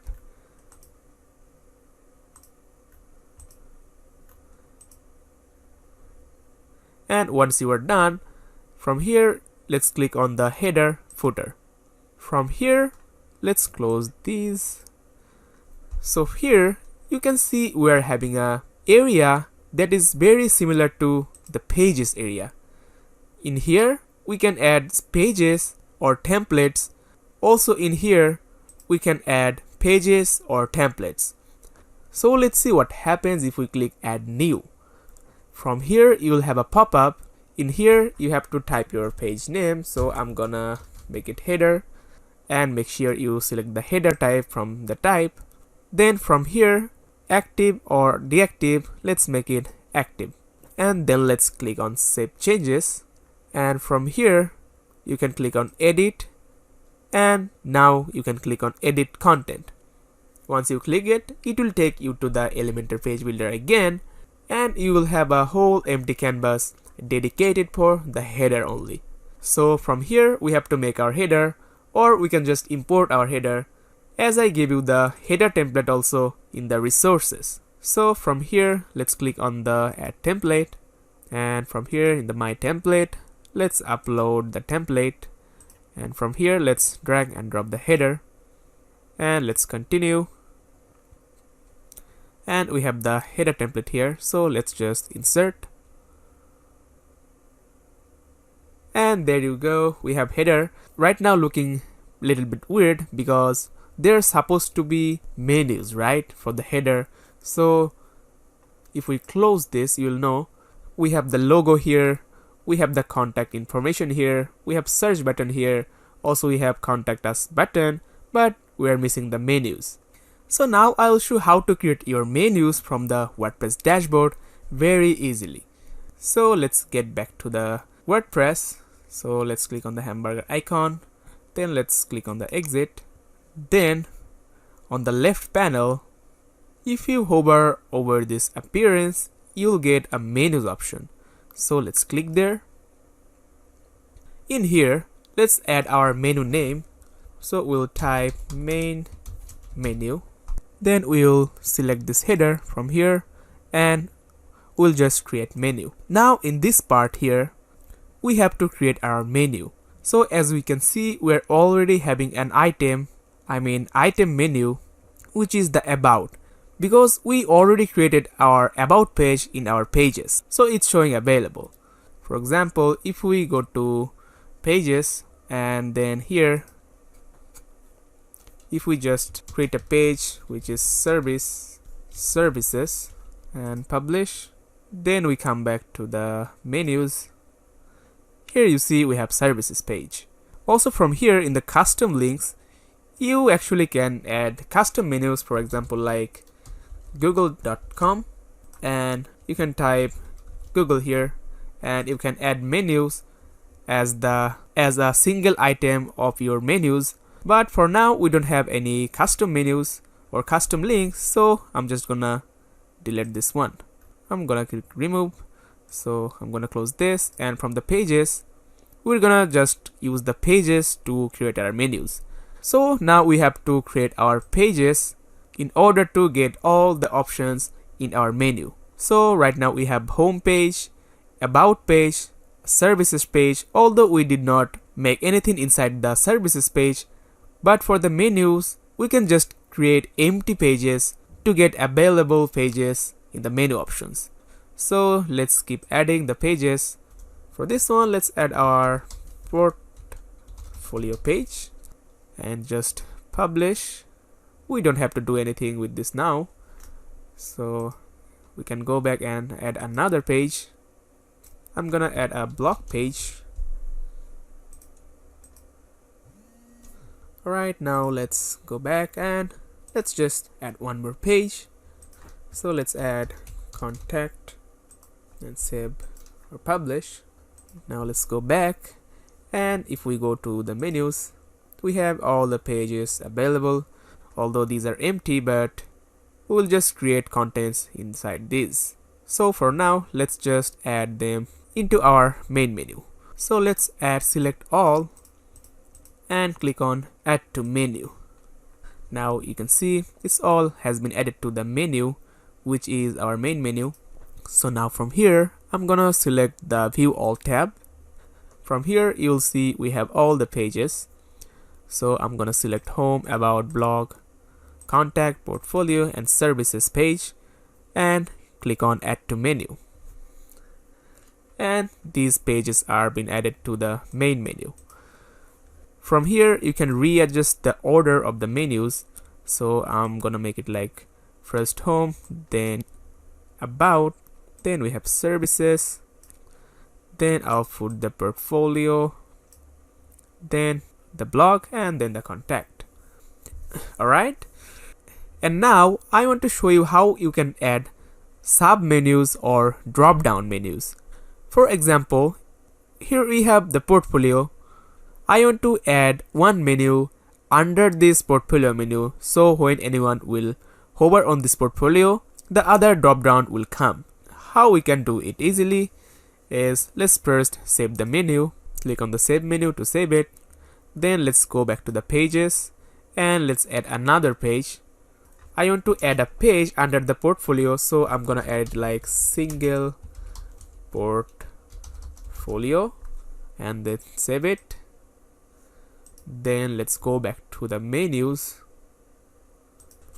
and from here I'll just add the single portfolio and add to menu, and it will be added here. But what I will do, I'll drag this, and under this portfolio I'm gonna little bit drag this to the right and just drop it like this, and you will have a sub menu under a menu item. So I'll just show you how it will look.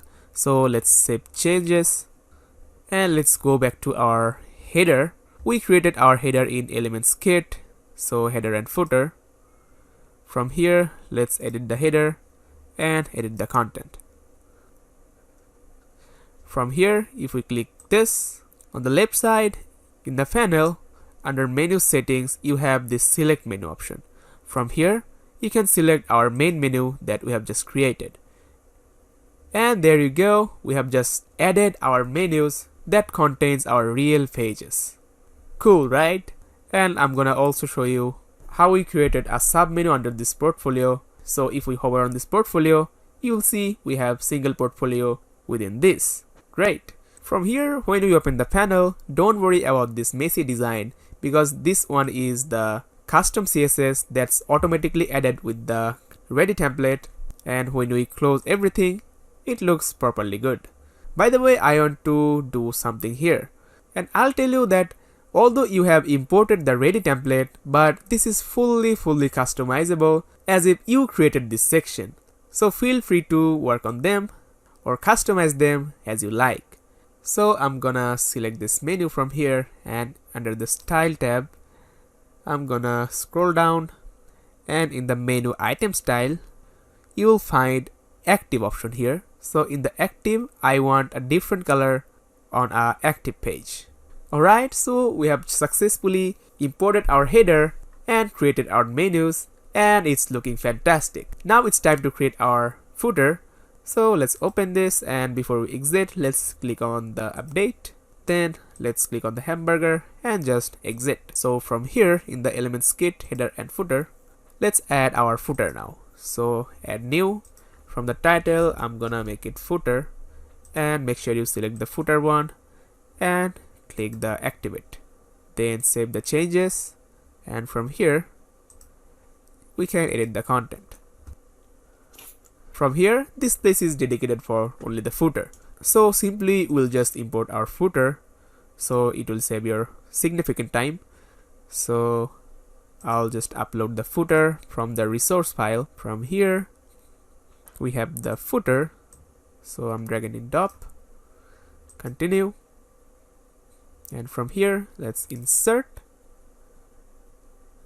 and there we go, we have the footer. Amazing, right? Now from here I'd like to link our real page links on the footer. So we have our about us, we have our contact us, so let's just click here. From about us, in here let's just type about, and it will be suggested, so let's select the about, and from the contact us we have the contact us page, so contact, and it will suggest, and you can link this. And later we're gonna be also creating these pages which is under the services. So for now let's just update the changes. and let's preview. From here, if we click on the About Us page, it will directly take us to the About page. Alright, now let's go back and exit to our dashboard. So right now we are having the header and the footer created by Elements Kit. So now I'll show you how to add these header and footer on all the pages very easily. So let's go to pages. Let's start with home page, of course. So let's click on Edit with Elementor. Once it loads, so then now from the settings, we have used the page layout option before, but instead of Elementor Canvas, let's select Elementor Full Width this time. And there you go, we have our header perfectly on the top, and if we scroll down all the way to the bottom, we have our nice footer. Both this header and the footer is perfectly responsive. And on the mobile version, you get a menu option here. By clicking this, you can open the whole menus in a separate way. So our header and footer is perfect and ready to go. And now let's go to our pages. From here, if we go to About page, there is no header, so you know what we have to do is go to settings and just make it Elementor Full Width. And there you go, we have the header for the About also the footer, of course. And then if we go back to the dashboard, and in the pages, if we open an empty page like this contact and edit with the Elementor, and here as well we can see we have no contents, but we still have the header and the footer. So every time you create a new page, all you have to do is go to the page layout and make it Elementor Full Width to get the perfect header and the footer. How amazing is that? So let's just update and go back to our dashboard. Now here we have created our home page. Now I want to do one thing with the home page, so let's click on the Edit with Elementor. From here, after this services section, I want to add About Us section that we have just imported from our device. So this time we're not gonna import it again. Instead, we'll do just copy and paste. So let's open the About page on a different tab. So let's go to pages and open the About page in the Elementor. From here, I want this section. So I'm right clicking on this and I'm just copying it, and here in the home page, I'm just gonna paste it after this services section. So from here, I'm gonna scroll down all the way to the bottom, and here I'm just gonna paste that About Us page. But I want the About Us page right after the services page. So how can we easily do it? Let's open the navigator, and this is the About section. We're just gonna drag this like this, and we will close it like this, and now we'll just drag it like this and drop it underneath the services section. And now we can see our About section is after the services section, which is looking very good. So we can say now our home page is complete, and also it's 100% responsive. So now let's focus on the other pages we're gonna create. So let's go back to our dashboard. I'm just gonna exit on the other tab and just go to the pages, and from here, now let's work on the services page. So I'm just gonna click edit, and from here I'm gonna open it with Elementor Page Builder. And of course for this one, I'll make it Elementor Full Width to get the header and footer nicely. Right now we are gonna add the inner page banner section in here. So I'm gonna go on the other tab and update this. Then I'll go to the dashboard, and from here I'm just gonna open the About page, as we're having the inner page banner here. So here we have the inner page banner. So I'm just gonna select this from the navigator easily. So I'm just gonna copy it and go to the services page and just paste it. And all we have to do is change the content accordingly to the pages. So as this is our single service page, so I'm gonna put a single service name. So I'm gonna name it like brand identity. And also from here, instead of about, I'll make it the same. And then from here, we have to just adjust the width accordingly with our need. So I'm just gonna make it 250 pixel, and it's looking quite good. So now from here, we're gonna make one single service page step by step from scratch. Then we'll just copy it or duplicate it multiple times, and we will get multiple single services page. So let's get started.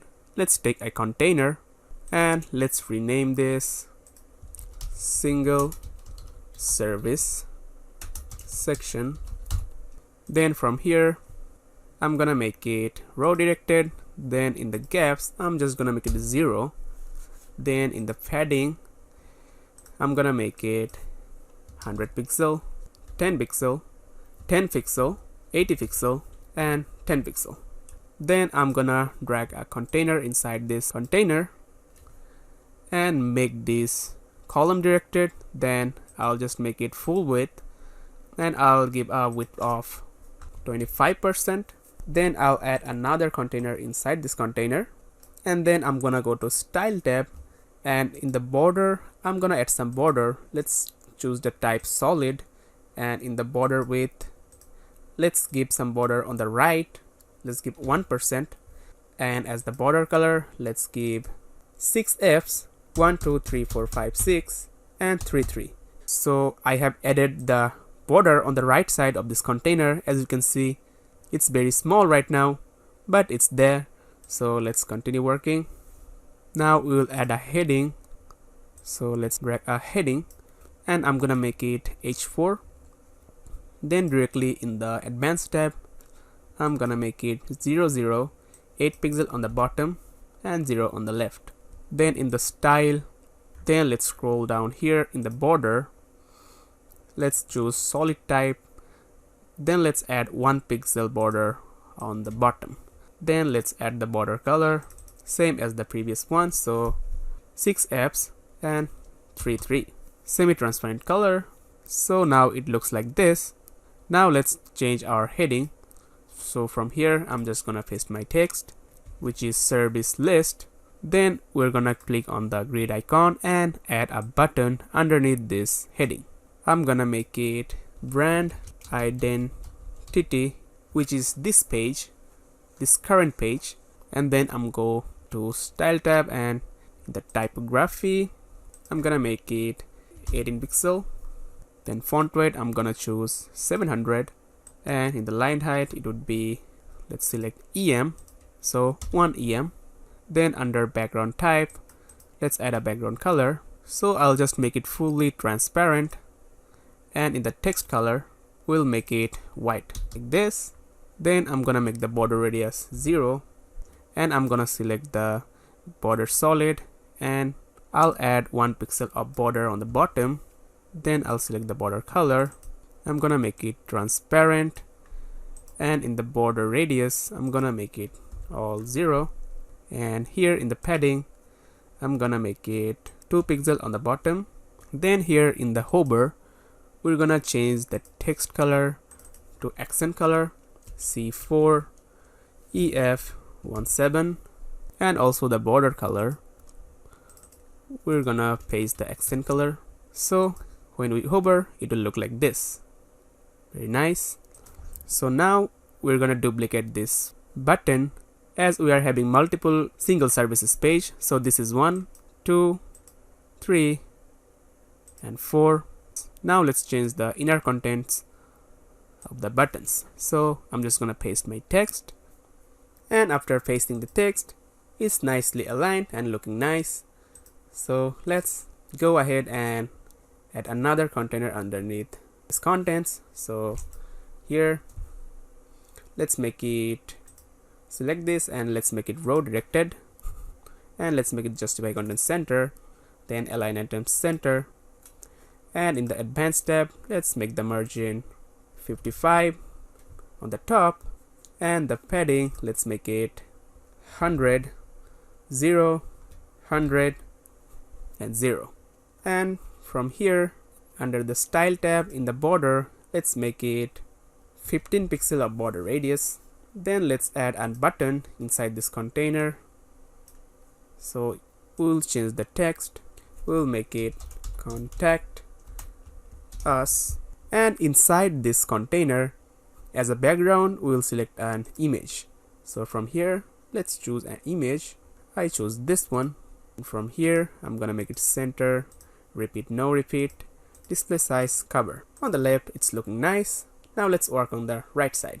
Now let's take a container in on this side like this, and let's make it full width, and in the width we're gonna make it 75 pixel, and we're gonna make the direction column, and in the advanced margin we're gonna make it 10 pixel, 10 pixel, 10, and 60 pixel. And then we're gonna add an image inside this container. From here we're gonna select the full, then we'll just gonna select an image, so it would be this one. And from the advanced, in the margin, let's add 25 pixel of margin from the bottom. Then after this, let's add a text editor. In here, I'm just gonna paste my text, and then from the margin I'm gonna make it -5. Then I'm gonna go ahead and add another, and then I'm gonna go ahead and add another text editor after this, and I'm just gonna paste my text. Then from the advanced, in the margin, I'm gonna make it 30 pixel from the bottom. Then after this, I'm gonna drag a heading after this and change the text to this, and I'm gonna select the H3 to make it smaller, and in the margin I'm gonna make it 5 pixel from the bottom. Now let's add a FAQ or accordion underneath this heading. So I'm gonna go to a grid icon and search accordion, and let's drag this JKit accordion. So let's add underneath this heading. Then from here I'm gonna open the icon. These icons are wanted for when it's open and wanted for when it's closed. So let's change that. I'm gonna make it plus icon.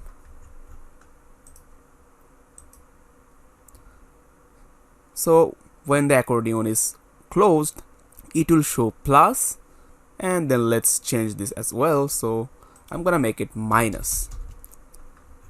So let's search it and insert. Now when I open it, it shows the minus icon.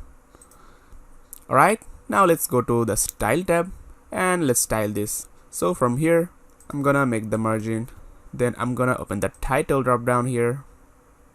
From here, I'm gonna set the typography, the font family. I'm gonna make it sign font. Then let's make it 20 pixel. Then it would be bold. And then let's set line height 30 pixel. Then let's make the title color to white, and let's make the background type classic, and let's make it transparent. So I'm right now working on the open state of this FAQ. Like when you open this, I set the open color to white, so it's white on the open state. So let's make it red, and it will be red. So it works like that. So let's make it back to the white. And also I set the background color on the open state to fully transparent, so it's becoming transparent. Alright, now let's scroll down here and select the border type solid, and from the bottom let's make it 1 pixel, and then border color, let's make it semi-transparent, so 6 Fs and 3. You can see it adds a border after the title. And actually also I'm gonna make the color on the open state or accent color, so C4 EF17. So when I open this, it will stay this green color. and when I close this, it will be fully white color. So like this on a closed state. Then from here on the closed state, I want to make the background color also transparent like this. And also in the closed state, I want to make the border solid and also 1 pixel on the bottom. Then the color, of course, the semi-transparent like this. Alright, now let's move to the next drop down, which is the description. From here, let's make the padding 15 pixel on the top and 15 pixel on the bottom, so it looks like this. Also, we need to decrease the padding from the title here. So let's open the title, and we have a padding option here, so let's just make it 0. But on the bottom, I'm gonna make it 14 pixel, so it looks nice. Now I'm gonna scroll down and open this icon drop down. From here on the open state, I'm gonna make the icon color, the accent color, C4 EF17. Then on the closed state, I want to make it white. Then in here, icon size, I'm gonna make it 13 pixel. The closed state, also in the open state, 13 pixel. And also in here on the margin, I'm gonna make it 0. In the padding, I'm gonna make it 0. Now let's go to the advanced tab, and here in the margin, let's add some margin of 30 pixel on the bottom, and I'm gonna add some margin on the top, like 5 pixel. Alright, so I think our FAQ looks nice. Now let's move to the next thing. So we're gonna add a container underneath this. Then here, I'm gonna make the container padding 0. Then inside the container, I'm gonna add a heading. I'll just paste my text, and I'll just right click this one, copy this and paste the style. So this one, I'm gonna make it H3. Then from the advanced tab, I'm gonna make the margin 10 pixel from the bottom. Then I'll add another container underneath this. Then I'm gonna make a direction row. Then I'm gonna make the padding 45 pixel from the bottom. Then I'm gonna click on the grid icon and search icon list, and I'm gonna add the icon list. Then from here, I'm gonna delete these ones, and from the first one, let's change the icon. I want a check icon, so let's search check, and I'm gonna select this one. And from here, I'm just gonna make it this. And in the style tab in here, I'm gonna make it 10 pixel space between. Then in the icon, I'm gonna make the icon size 18 pixel. Then I'm gonna make the icon the accent color, so C4 EF17. Then here I'm gonna open the text. In the typography, I'm gonna make it 18 pixel. Then I'm gonna select the bold 700. Then the color, let's make it fully white. Then under the advanced tab, from here in the width, let's select the custom width, and let's make this width 50 pixel. Now let's go to the content, and let's duplicate this. And from the content, I'm just gonna paste my text. Alright, and now I'm gonna select this one, the icon list, and right click and hit duplicate. So we have 2 of them. Nice. So now let's add the final thing in here. So let's add a container,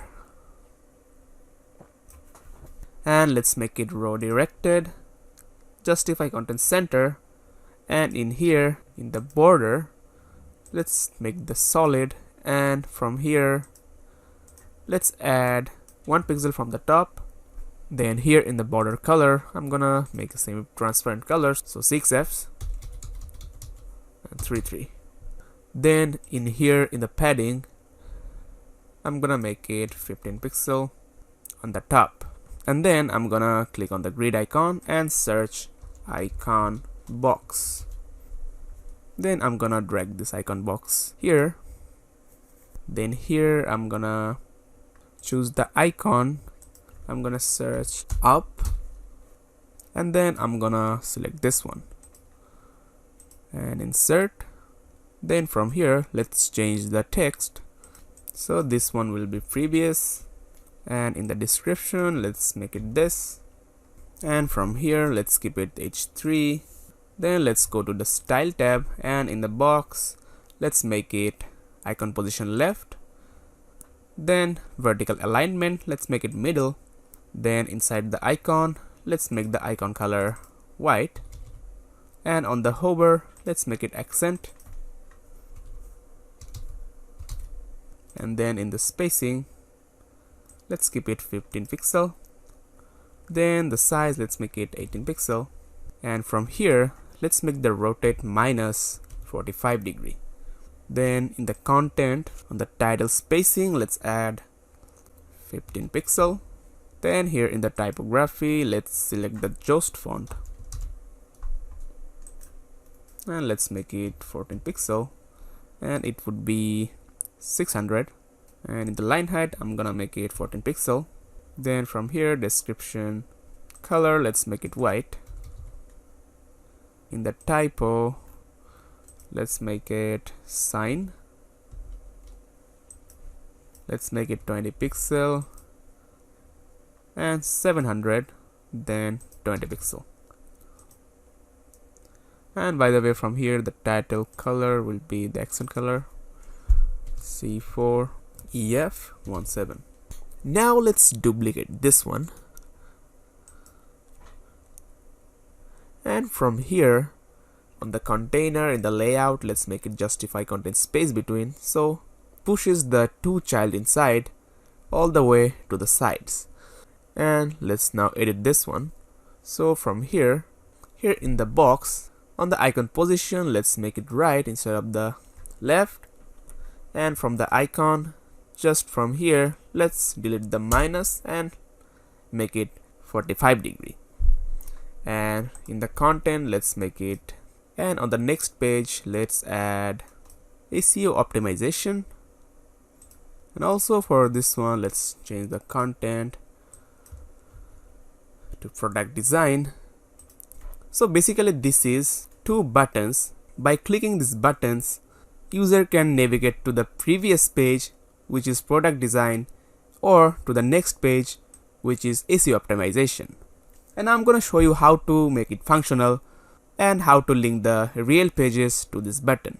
Alright, now it's time to make it responsive. So let's check the responsiveness.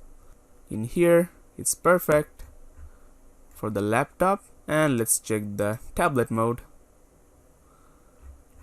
We have to work on this one.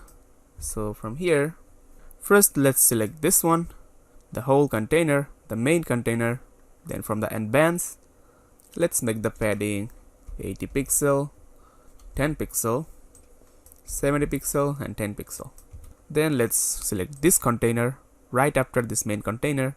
From here, let's choose the percentage and make it 30%. Then from the advanced tab, from the padding, let's make it 0. Then let's select these buttons here. Select this one button, and from the style, let's make it 16 pixel from the typography. And let's copy this and copy the style on each of them. Now in here in this container, let's select this. And from here in the margin, let's make it 40 pixel on the top. Then in the padding, let's make it 80 on the top, 80 on the bottom. Now let's grab this container, and from the advanced tab, here in the margin, let's make it 10 pixel, and it's good. Then in here, let's select this, and from the style, in the text, let's edit the typography, let's make it 16 pixel, and let's copy this and paste the style. Then it looks good on the tab mode. Let's check on the mobile mode. From here,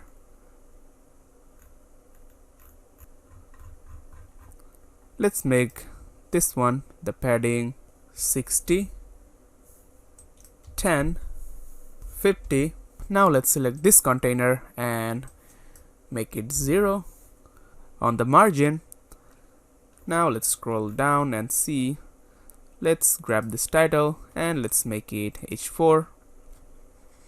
And from here, in the style and in the title, in the typography, instead of the 20, let's make it 18 or 16. And in the line height, let's make it 25 pixel. Then in here, let's make this 100%. And let's copy the style and paste. And then from here, I'm gonna select this. And from the layout, I'm gonna select column vertical. And then from the aligned items, I'm gonna make it stretch. And in the mobile, we can see it's automatically placed the icon on the top.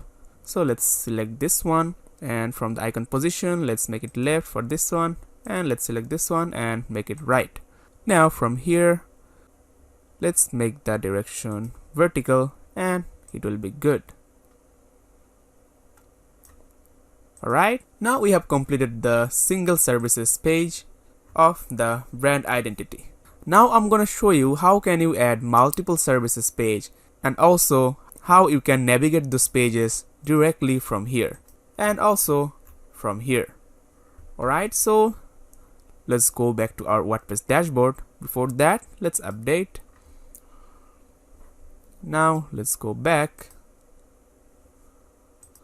Now from here, this services page actually was the brand identity page.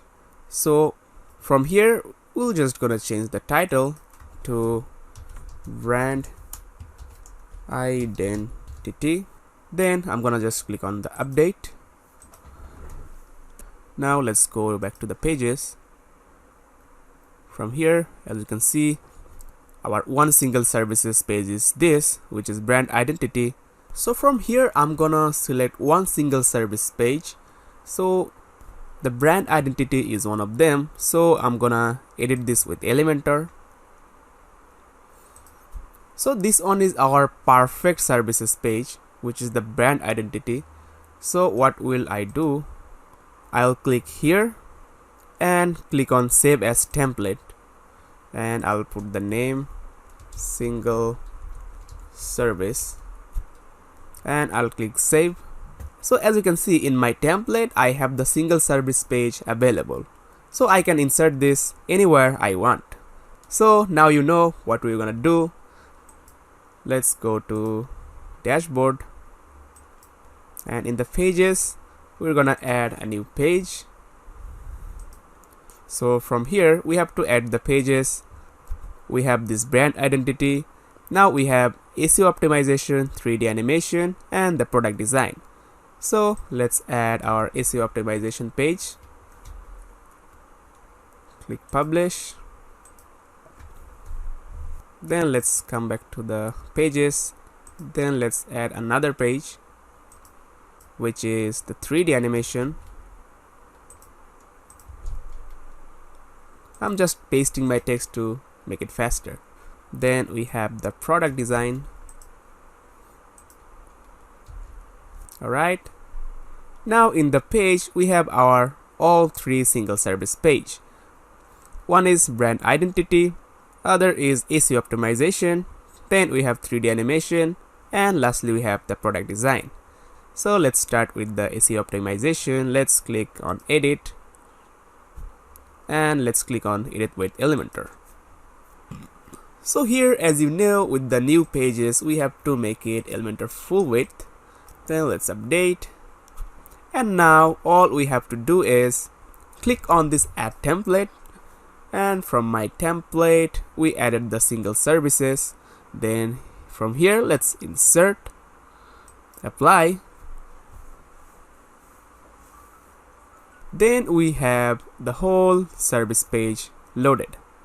Now all we have to do is change the contents according to the page. So for this one is our SEO optimization page, and also here let's change it. And as the text is bigger, so obviously we have to change the width of this. So I'm just gonna make it 300 pixel and it looks good. Then in here, let's edit the links and everything. In this brand identity button, let's link that real page. So let's type brand, so it will suggest, and now I'm gonna select it.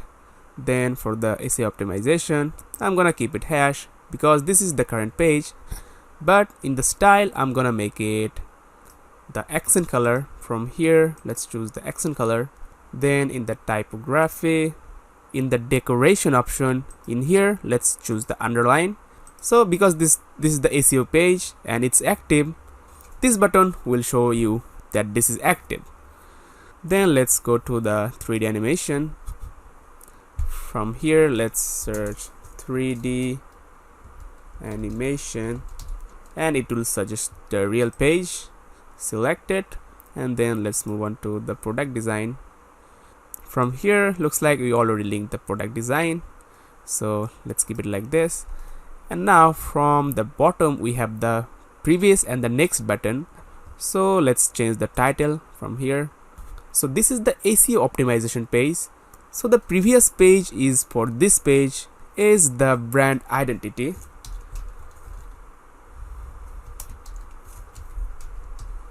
Then the next page is, I guess, 3D animation. Yeah, 3D animation. And also let's link this. So select this, and from here in the link, let's type brand identity and it will suggest the real page and select. Now for this one, let's type 3D animation and select this. Alright, now if we update and preview the changes, let's check the buttons. So let's click on the brand identity. You see, right after I click, it took me to the brand identity page. Alright, so let's go back, and in here so this one is good, so let's exit from here. Exit. Then the next page we have the 3D animation, so let's click on edit and then edit with Elementor. Here also we'll do everything as same. Elementor full width. Then let's import the template single service page. From here, let's change this. This is 3D animation, so oops, this one is 3D animation. Let's copy this and in this one paste. Then in the link here, brand identity, then we have SEO optimization.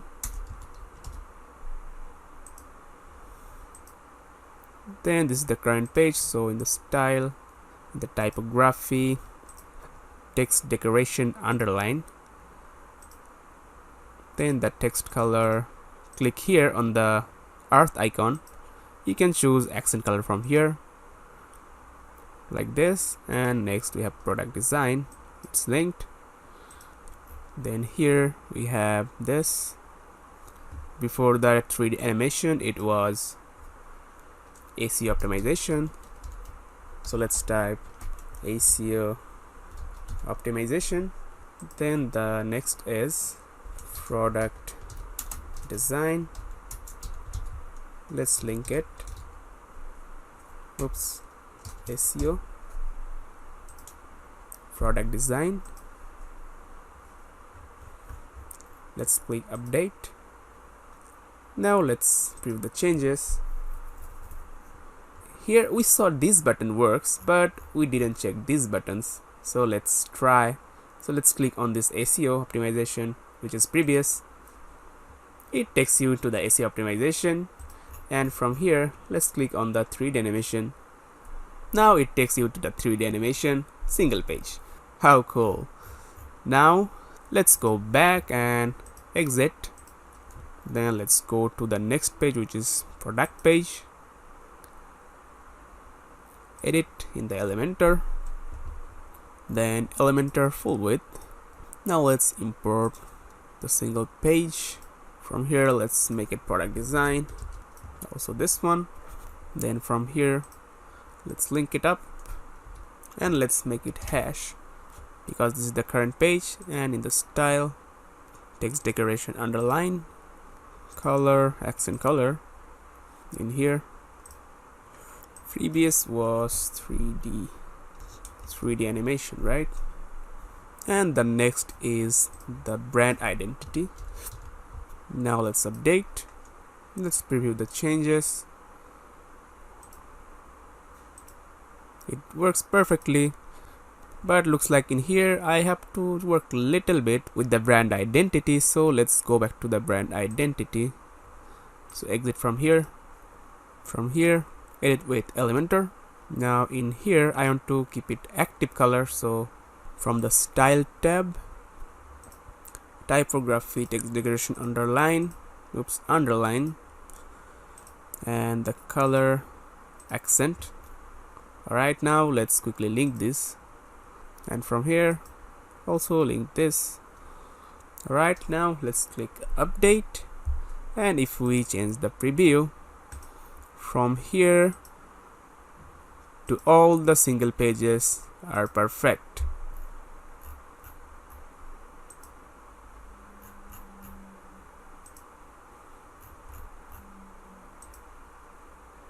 Alright, so now we have created all the single services page. Now it's time to edit this full menu and add this each single pages inside the services drop down. So let's show you what I mean. So let's go back to the dashboard, and in here under the appearance in the menus, previously we created our menu, which is our main menu, and then from here, previously this was the services page. Now we later renamed it as brand identity. So I'm gonna keep it like this, or let's just delete it for now and add another page from here, but this time let's add a custom link. So from here I'm gonna make it hash, and the link text will be services. The URL is hash because this services menu will not take us anywhere, but the drop downs under this services will take us to the individual service pages. Now let's add it to the menu. From here we have the services pages, so we have the services pages after the about pages, so I'm just gonna drag it up and drop it like this. And under this services pages we want to add some inner pages or sub menus. So let's go here in the pages, let's click on view all. From here let's select our inner services pages, which is brand identity, then we have 3D animation, then we have SEO optimization and product design. Now let's click add to menu. Then from here let's drag our first single service page up and under this service page like this, and then we have SEO optimization, so I'm gonna put it like this also. Then we have the 3D animation, and then finally the product design. So these are the sub menus or sub items under this services page or services menu item. So now let's click on the save menu. Now if we go to our any page and reload, now we can see we have the services page, and under this if we hover we have all the pages and it's already linked up. Alright, now we have created our service pages. Now it's time to make our portfolio. So in the portfolio it's nothing right now, so let's make it. From here I'm just gonna go to pages, and we have the portfolio here. I'm gonna click edit and edit with Elementor, and of course we have to make it Elementor full width. So here this time in the portfolio link and in this page we're gonna add our portfolio section. As you know, in our home page we have already created our portfolio section, so we're just gonna copy this and paste it in our portfolio page. So let's click the edit with Elementor in the home page, and from here let's scroll down and we have our portfolio section. Then from here let's just copy and go to the other tab and paste it. And now we are gonna go to the other page. For example, this one, let's click on the edit with Elementor. And from here, we also need this inner page banner. So let's just copy it, and in here, then just drag it and make it to the top. And we have the thing here, and let's just change the content. So for this one, this will be portfolio. Also in here, portfolio. So we are having the portfolio and the portfolio section in the page. So now it's time to make the single portfolio. So I'm just gonna click update to save changes. Then I'm gonna exit on the dashboard. From here in the pages, we have the single portfolio. So I'm gonna edit with Elementor. Then let's make it full width. And in here, you can just import the whole page you have just downloaded. We have the single portfolio item as JSON file in your resource folder. So we can just click on the folder, and in my template, we can upload this single portfolio, continue, and from here, we can just click on insert. And here we have the fully ready single portfolio template. So now we have done our portfolio page and the single portfolio. Now let's make the blog page. So let's go back. Before that, let's just update and click exit. And from here, let's edit the blog page.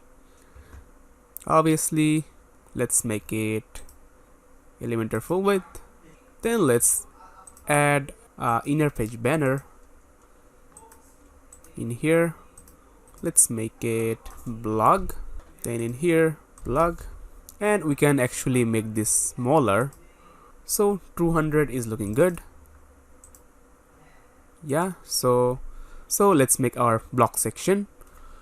Let's add a container, and let's rename this blog section. Then let's make it column directed, and then in the padding, let's make it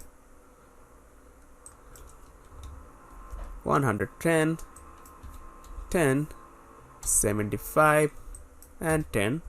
So now in here, I'm gonna add an widget. So let's go to grid icon and search post block, and I'm gonna use this jkit post block inside this container. So from here, let's select this style 5. And now in the element order, I'm gonna remove this one and this one, and I'm gonna drag this meta to the left side of this title. So our post meta, or the information, is top of this title.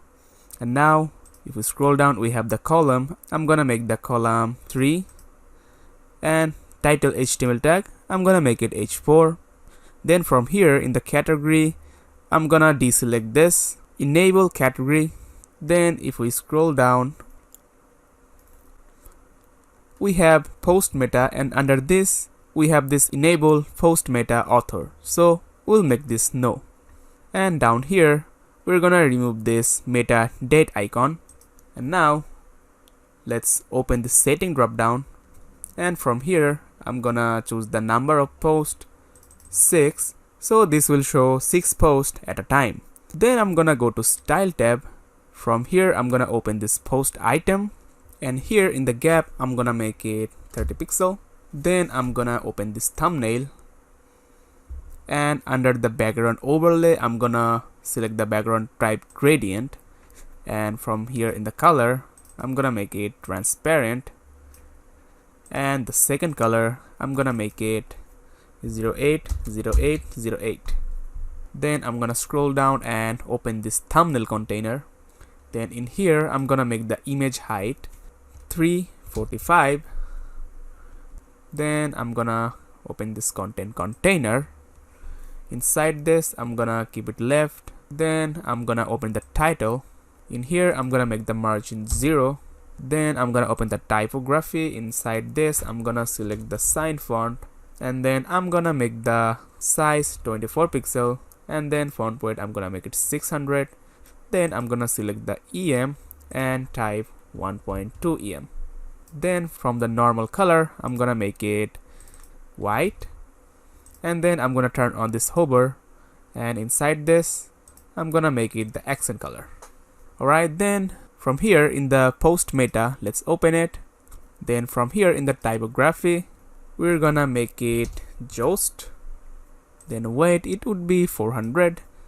Then make it 16 pixel, and then the line head, let's make 25 pixel. And in the transform, let's make it uppercase, and let's close it. And in the color, let's choose the accent color, and we're good with the styling. It's looking nice. Now it's time to add real post in this section. So right now it's a demo post that is coming from your WordPress dashboard. So in order to add posts or create posts, we have to go to the WordPress dashboard. So let's go to the dashboard, and from here click on this post option on the left panel, and from here you can see there is one item with the title of Hello World. This is the exact post we're having in the Elementor, so we can just delete it as this is the demo. So let's add new post. From here I'm just typing my first blog, and then down here on the right side inside the featured image you get to choose image or thumbnail for your post. So for the first one I'm gonna choose this one, and then let's click on the publish and publish. And now if we go to the Elementor and update and then refresh, you can see we have the post we have just created from the dashboard. Alright, now let's create more posts from here. So let's add new post. I'm just gonna paste my text so it will be fast.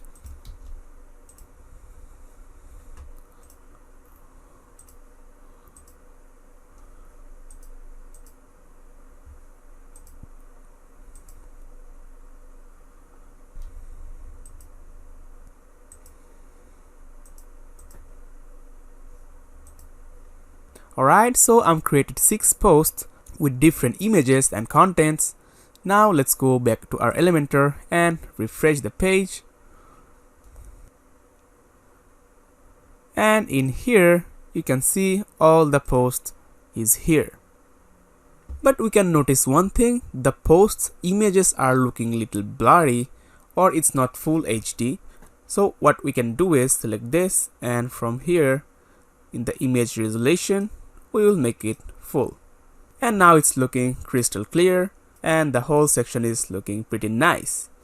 Now let's check the responsive mode. Okay, here in the tab mode let's make the column 2. Alright, then let's check the mobile mode. In here let's make the column 1. So now every mode is perfect. Now we have created our blog page. Now it's time to create our single blog page. So when a visitor will click on any of this post, it will take them to a single blog page. So we have to create that page. So let's update and go back to the dashboard. And let's go to posts. Then let's enter one post. So from here let's select a category. So let's add new category. In the category name let's make it graphics design. So basically we have a single post here. So from here we can edit this post with the Elementor. So let's click. From here let's make it Elementor full width. Now from here, as a single post template, we're gonna use our ready template from the resource. So from here I'm just gonna import this single block JSON, and from here I'm just gonna insert this. Now as you can see, the post we have just created from the dashboard, it's automatically here on this heading, and also the feature image is here. but in the category here it's nothing, so we have to edit that from the dashboard, and also in here, except everything is okay. So for now, let's update this and go back to our dashboard. So for this one, let's add category here, graphic design, and click add new category. Then let's uncheck this uncategorized and update this. Now let's check this one. Now as you can see, this is categorized and we have the category also in here. So if we close this, you will see the full view and it's looking pretty nice. Alright, now let's go back and let's do the same with our other single posts. So from here, for this one, I'm gonna add a new category. I'm gonna make it product design update. Then I'll just do the same like previous one, import the single blog, and everything is automatic, so we just have to keep adding. Let's hit update. Alright, we are done creating our single blog pages and these are looking very nice. So let's go back to our page view, and from here let's go to blog, and we have here multiple blogs, and then if we click on a blog, it will take us to the blog detail page. How cool. Alright, so we created home, we created about, services, portfolio, single portfolio, blog, and blog details, and now we left creating one last page, which is our contact page. So let's make our contact page. So let's go back to our dashboard. From here, let's edit this contact page. Let's open it with Elementor. In here, let's check if it's Elementor full width. Oh, yes, it is. So let's close this. So now let's start creating our contact page and contact section. But before that, let's go to the other page we have. For example, the about page. And from here, let's open it with the Elementor. And you know what we're gonna do is we'll get this inner page banner and copy and just paste into the contact page. And from here, of course, let's make it contact us. Also in here, contact us. Let's make it lowercase. Okay. Now let's create our contact section. So let's drag a container, and in the navigator, let's rename this contact section. And now let's make it row directed. Then let's add another container inside this and also make it row directed. Then in the style tab, in the background, let's make it fully black, so black. And from the border, in the border radius, let's make it 25. Then in the advanced tab, we have padding. Let's make it 150 pixel, 60 pixel, 60, and 60 pixel. Then let's add another container inside this container, and inside this we're gonna add our section pre-title and the section title. So we have it already on the about us page. So from here, I'm just gonna copy it and I'm just gonna paste this. Also, let's copy this section title and paste this, and let's just change the content or text. I'm just gonna paste my text, contact with us. Alright, now let's add a container underneath this heading. So here, let's make it row directed. In the gaps, let's make it 15, and actually let's make the align items start, and in the advanced tab, let's make the padding 10 pixels from the bottom. Now let's click on the grid icon and let's search for icon, and now let's drag this icon widget here.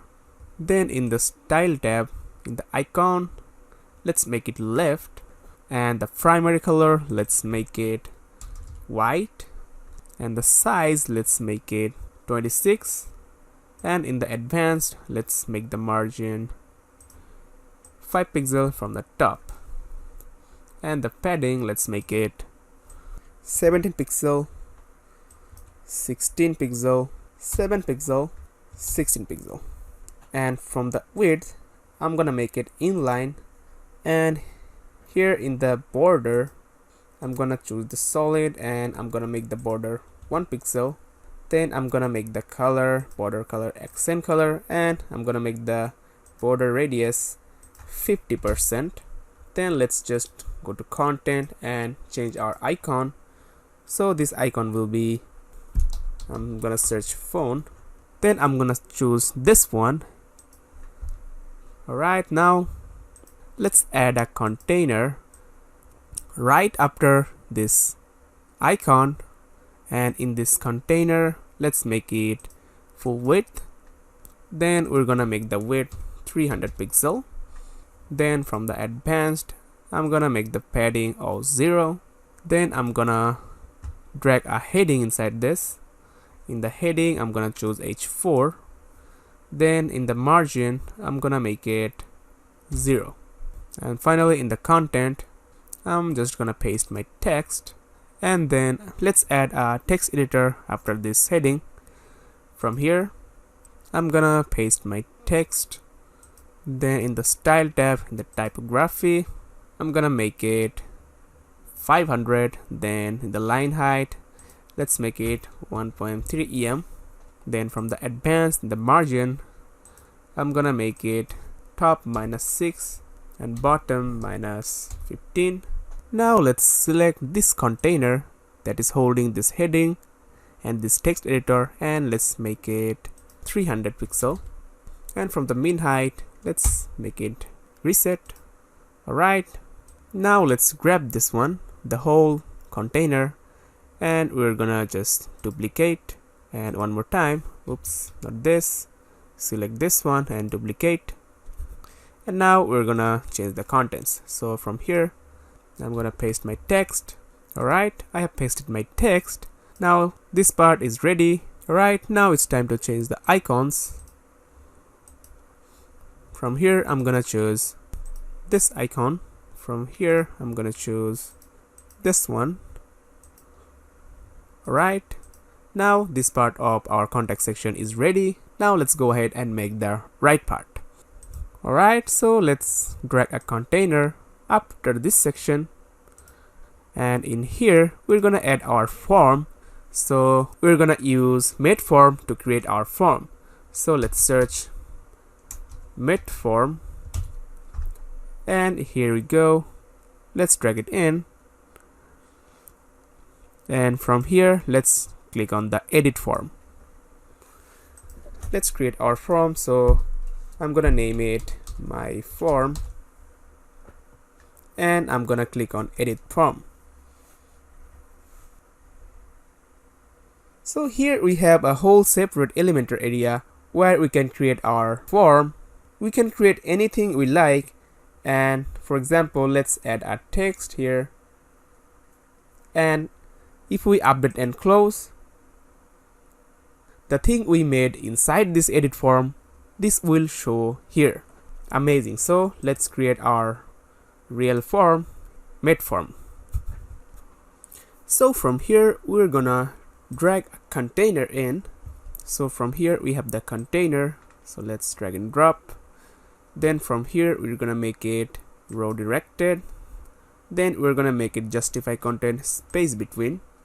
Then in the gaps we're gonna make unlink this, and let's 30 pixel on the row.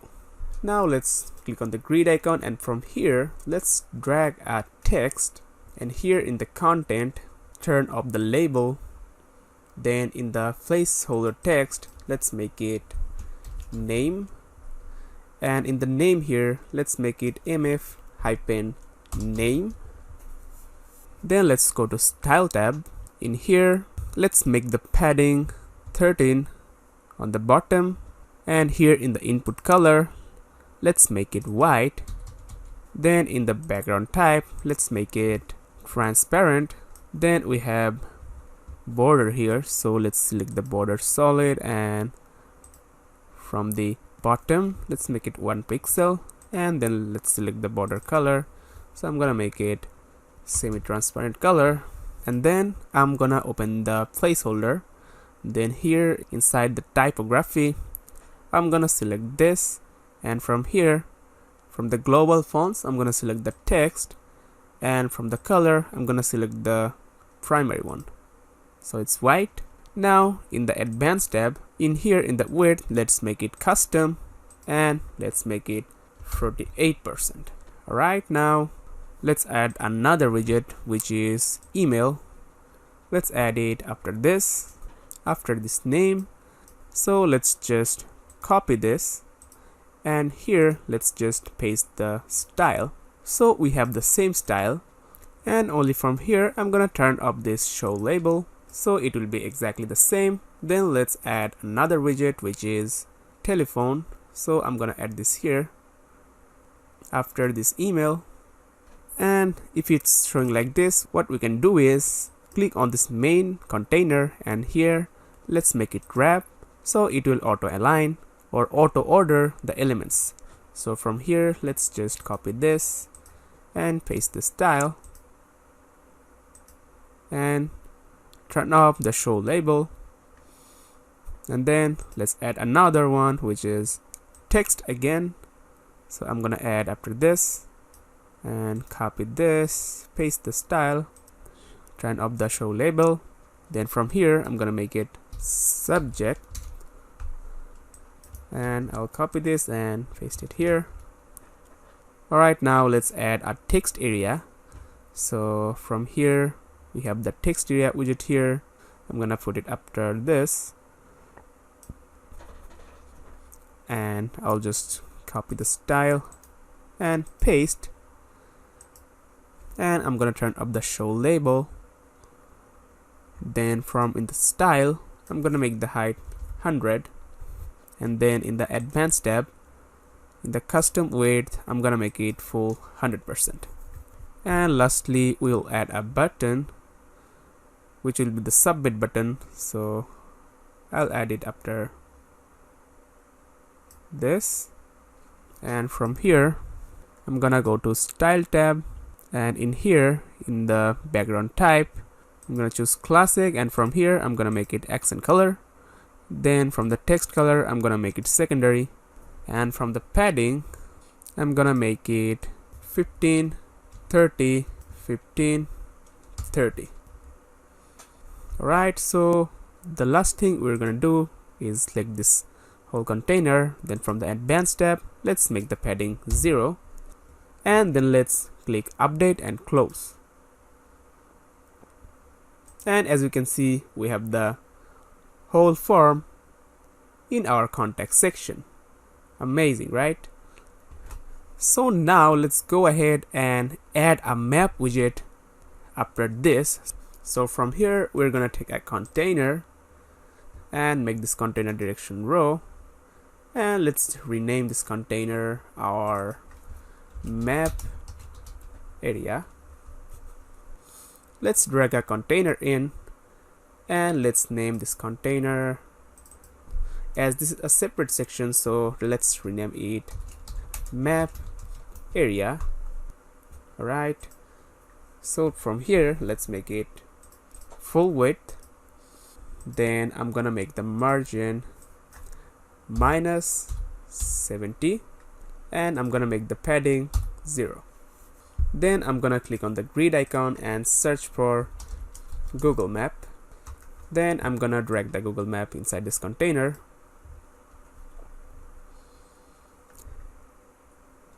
And as you can see, we have a Google Map loaded here.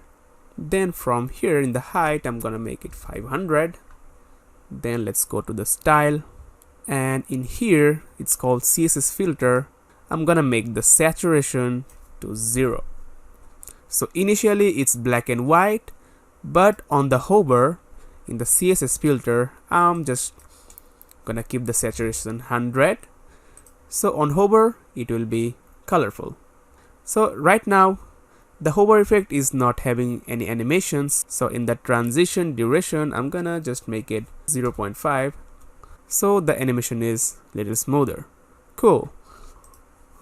And finally I'm gonna click on the contact section. Then in the advanced, under here I'm gonna make the z-index 2, so it stays over the map and it looks very nice. Alright, now let's check the responsiveness. From here in the responsive mode, let's check the laptop, it's perfect. Let's check the tablet, let's work on this little bit. So from here let's select the main section, and from here let's make the margin 20 on the right and 20 on the left, and let's make the padding 100, 50, 50 and 50. Actually let's keep the margin 0. And from the container here, now let's select this container inside this main container, and from the margin let's add margin of 20 on the right and 20 on the left, and in the padding let's make it 100, 50, 50 and 50. Then let's select this section title and let's make it H4 or H3, and then let's select this one, and in the style, and from here let's make it H5, and this one I think it's okay.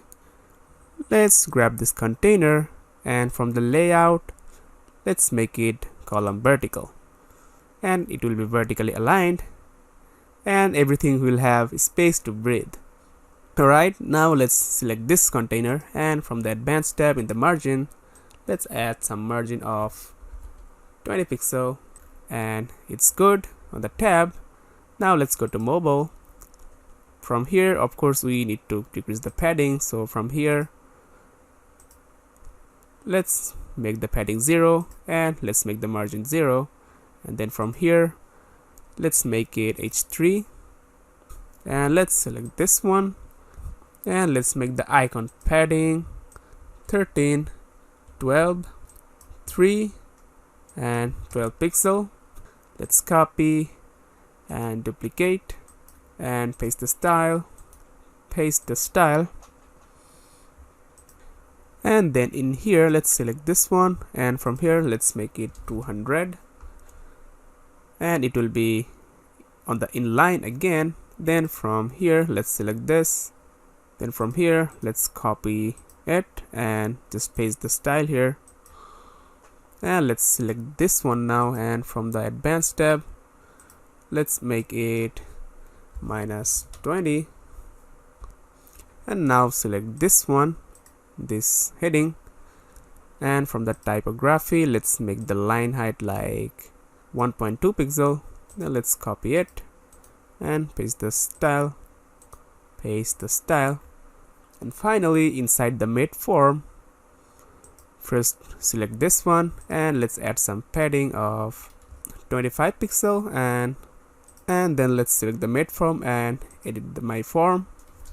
In here let's make it responsive mode, and in the mobile mode let's select this whole container and make it column vertical, and let's select the first one, and in the style tab in the advanced tab let's make it full width 100%, and let's copy it and paste the style to the every one of them, and let's select this button and make it button alignment to the left, and from here, so I think it's looking good, so let's update and close, and it will be updated in here also. Alright, so I think our contact page is ready and it's looking great. Okay, now I'm gonna show you how you can create your site logo from scratch exactly like this. And to create the logo, I'm gonna use a completely free tool, and I will show you the easiest way possible you can make a logo on the internet. And after making the logo, I'm also gonna show you how you can make the favicon for your website. If you don't know what is favicon is the image that shows with your site title on the browser's tab. So for example, this has no favicon, so it's using a default placeholder here. And if I go to google.com, this is the google.com page, and you can see they have a favicon, which is their G logo.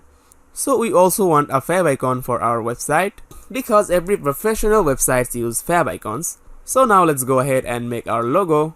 Then we will make a favicon out of the logo. So first, let's search on the Google logo maker. The spelling is like this, logo and M-A-K-R. So let's search, and from here, the logomaker.com, let's click on the first link. And this is their homepage. From here, don't click on this button says start my design. Instead, click on this open app button. Then from here, let's close this pop-up. And from here, we have a text. So we can double click and edit this. So let's type our logo. So it's Vixel. Now from here, let's select bold.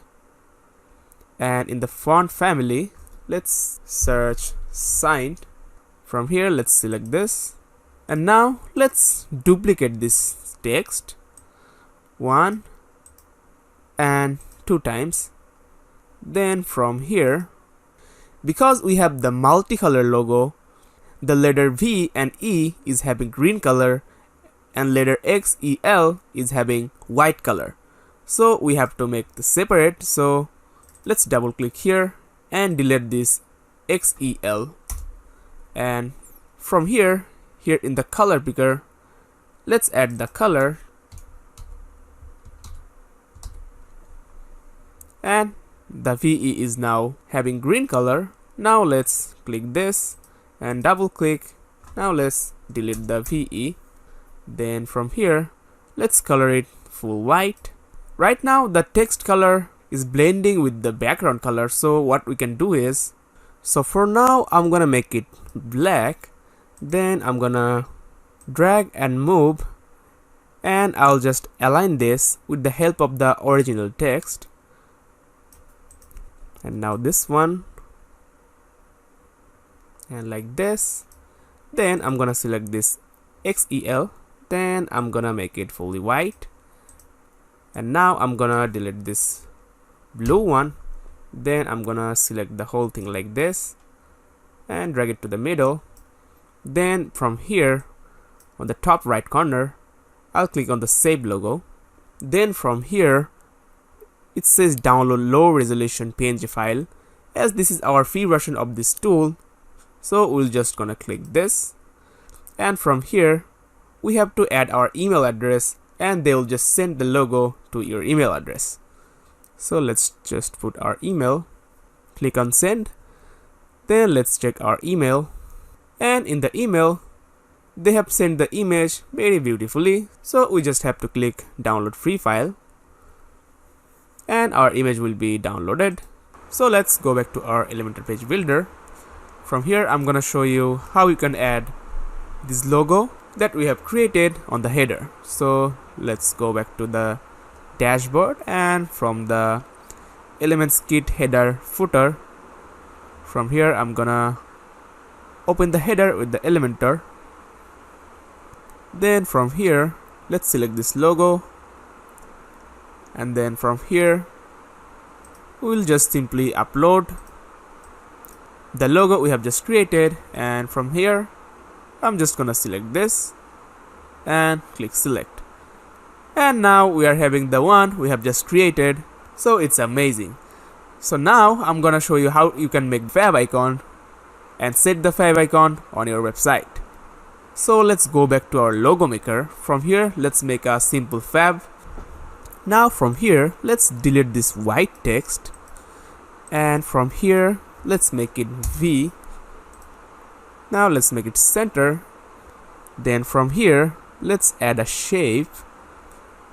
Let's add the square shape, and I'm gonna make it send to forward. So it stays on the top. Then I'm gonna add a color to the box. I'm gonna make it fully black so it matches our logo. So I'm gonna make it smaller. And from here in the roundness, let's make it a bit round. Now let's save. You can see it's already looking pretty nice. Now let's go back to the email. Let's receive our image. And we have the image. Now let's go back to the WordPress.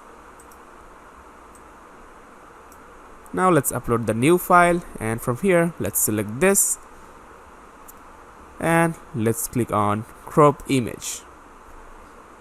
Now if you see, we are already having the favicon on our tab and it's looking pretty cool. Alright, so that's how you make your logo and a favicon easiest way possible and completely free. Now from here let's click on publish and let's go back to our dashboard. And from here in our front-end website, let's visit this. And from here, let's give a final tour at our website. So in here, everything looking nice, professional, and perfect. We have a nice home page. We have a professional about page. We have our single services page.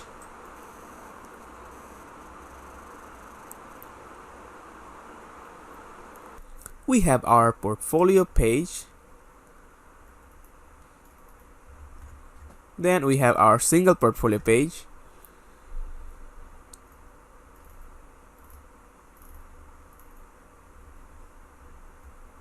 We have our blog page. We have our blog details page.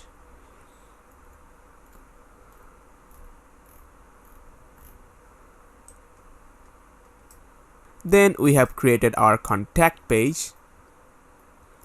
We have created our form. We have added a Google map, which is fully functional.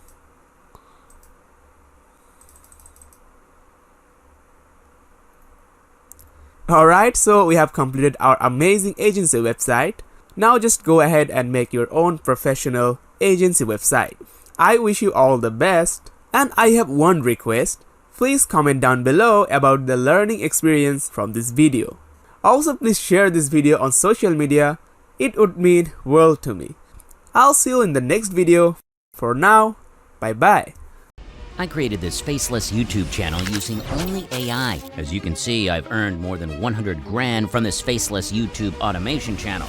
This is not fake.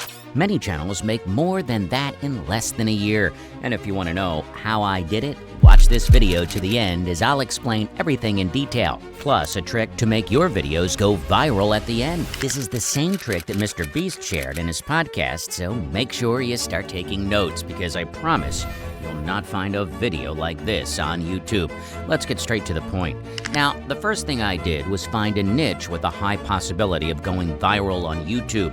To get this, I logged into ChatGPT and asked for 20 profitable niches for YouTube channels in 2023. Before you begin to wonder how ChatGPT gave me an up-to-date answer with the World News plugin integrated into ChatGPT, I get up-to-date information in real time. This plugin is the perfect plugin to get trending topics. Immediately, ChatGPT generated a list of niches for me, but I only needed one.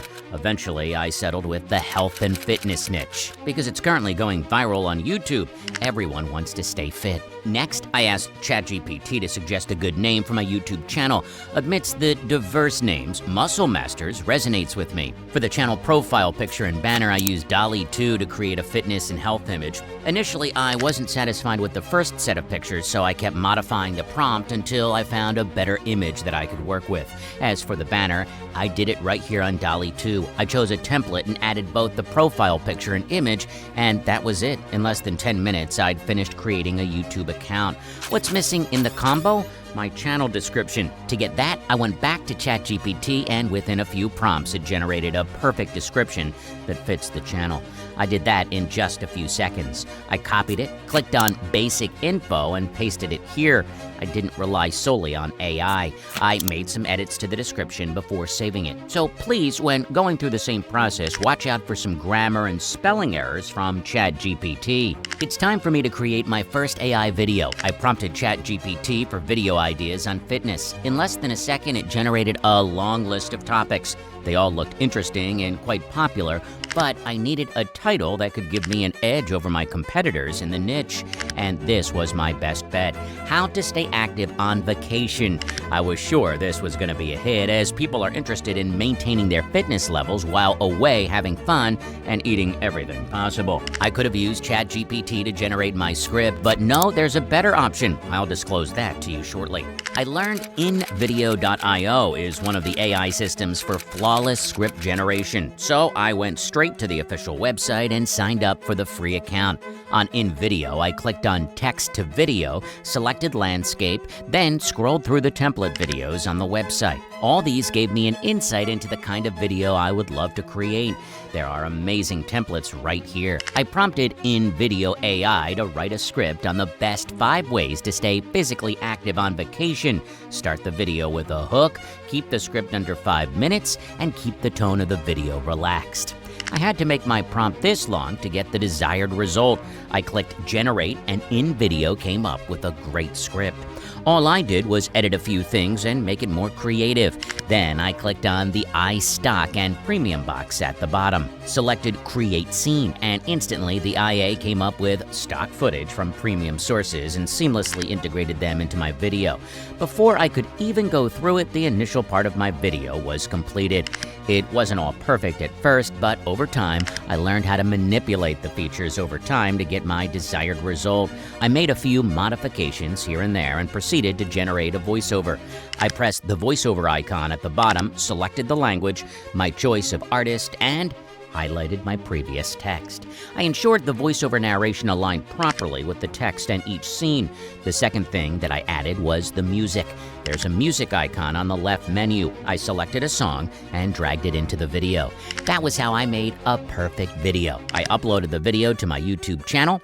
However, you're not obliged to use the InVideo voiceover tool. Some other great voiceover tools, such as Descript, have real voiceover too. I highly recommend using the Descript overdub feature for the realistic human voiceovers feature. Now, there's a simple trick to drive traffic to a new channel or make any new video go viral. First, it's to incorporate keywords relating to trending topics in your video tag section and use trending hashtags and keywords. If it involves updating them every week, please do. I use the Keywords Everywhere AI tool for this.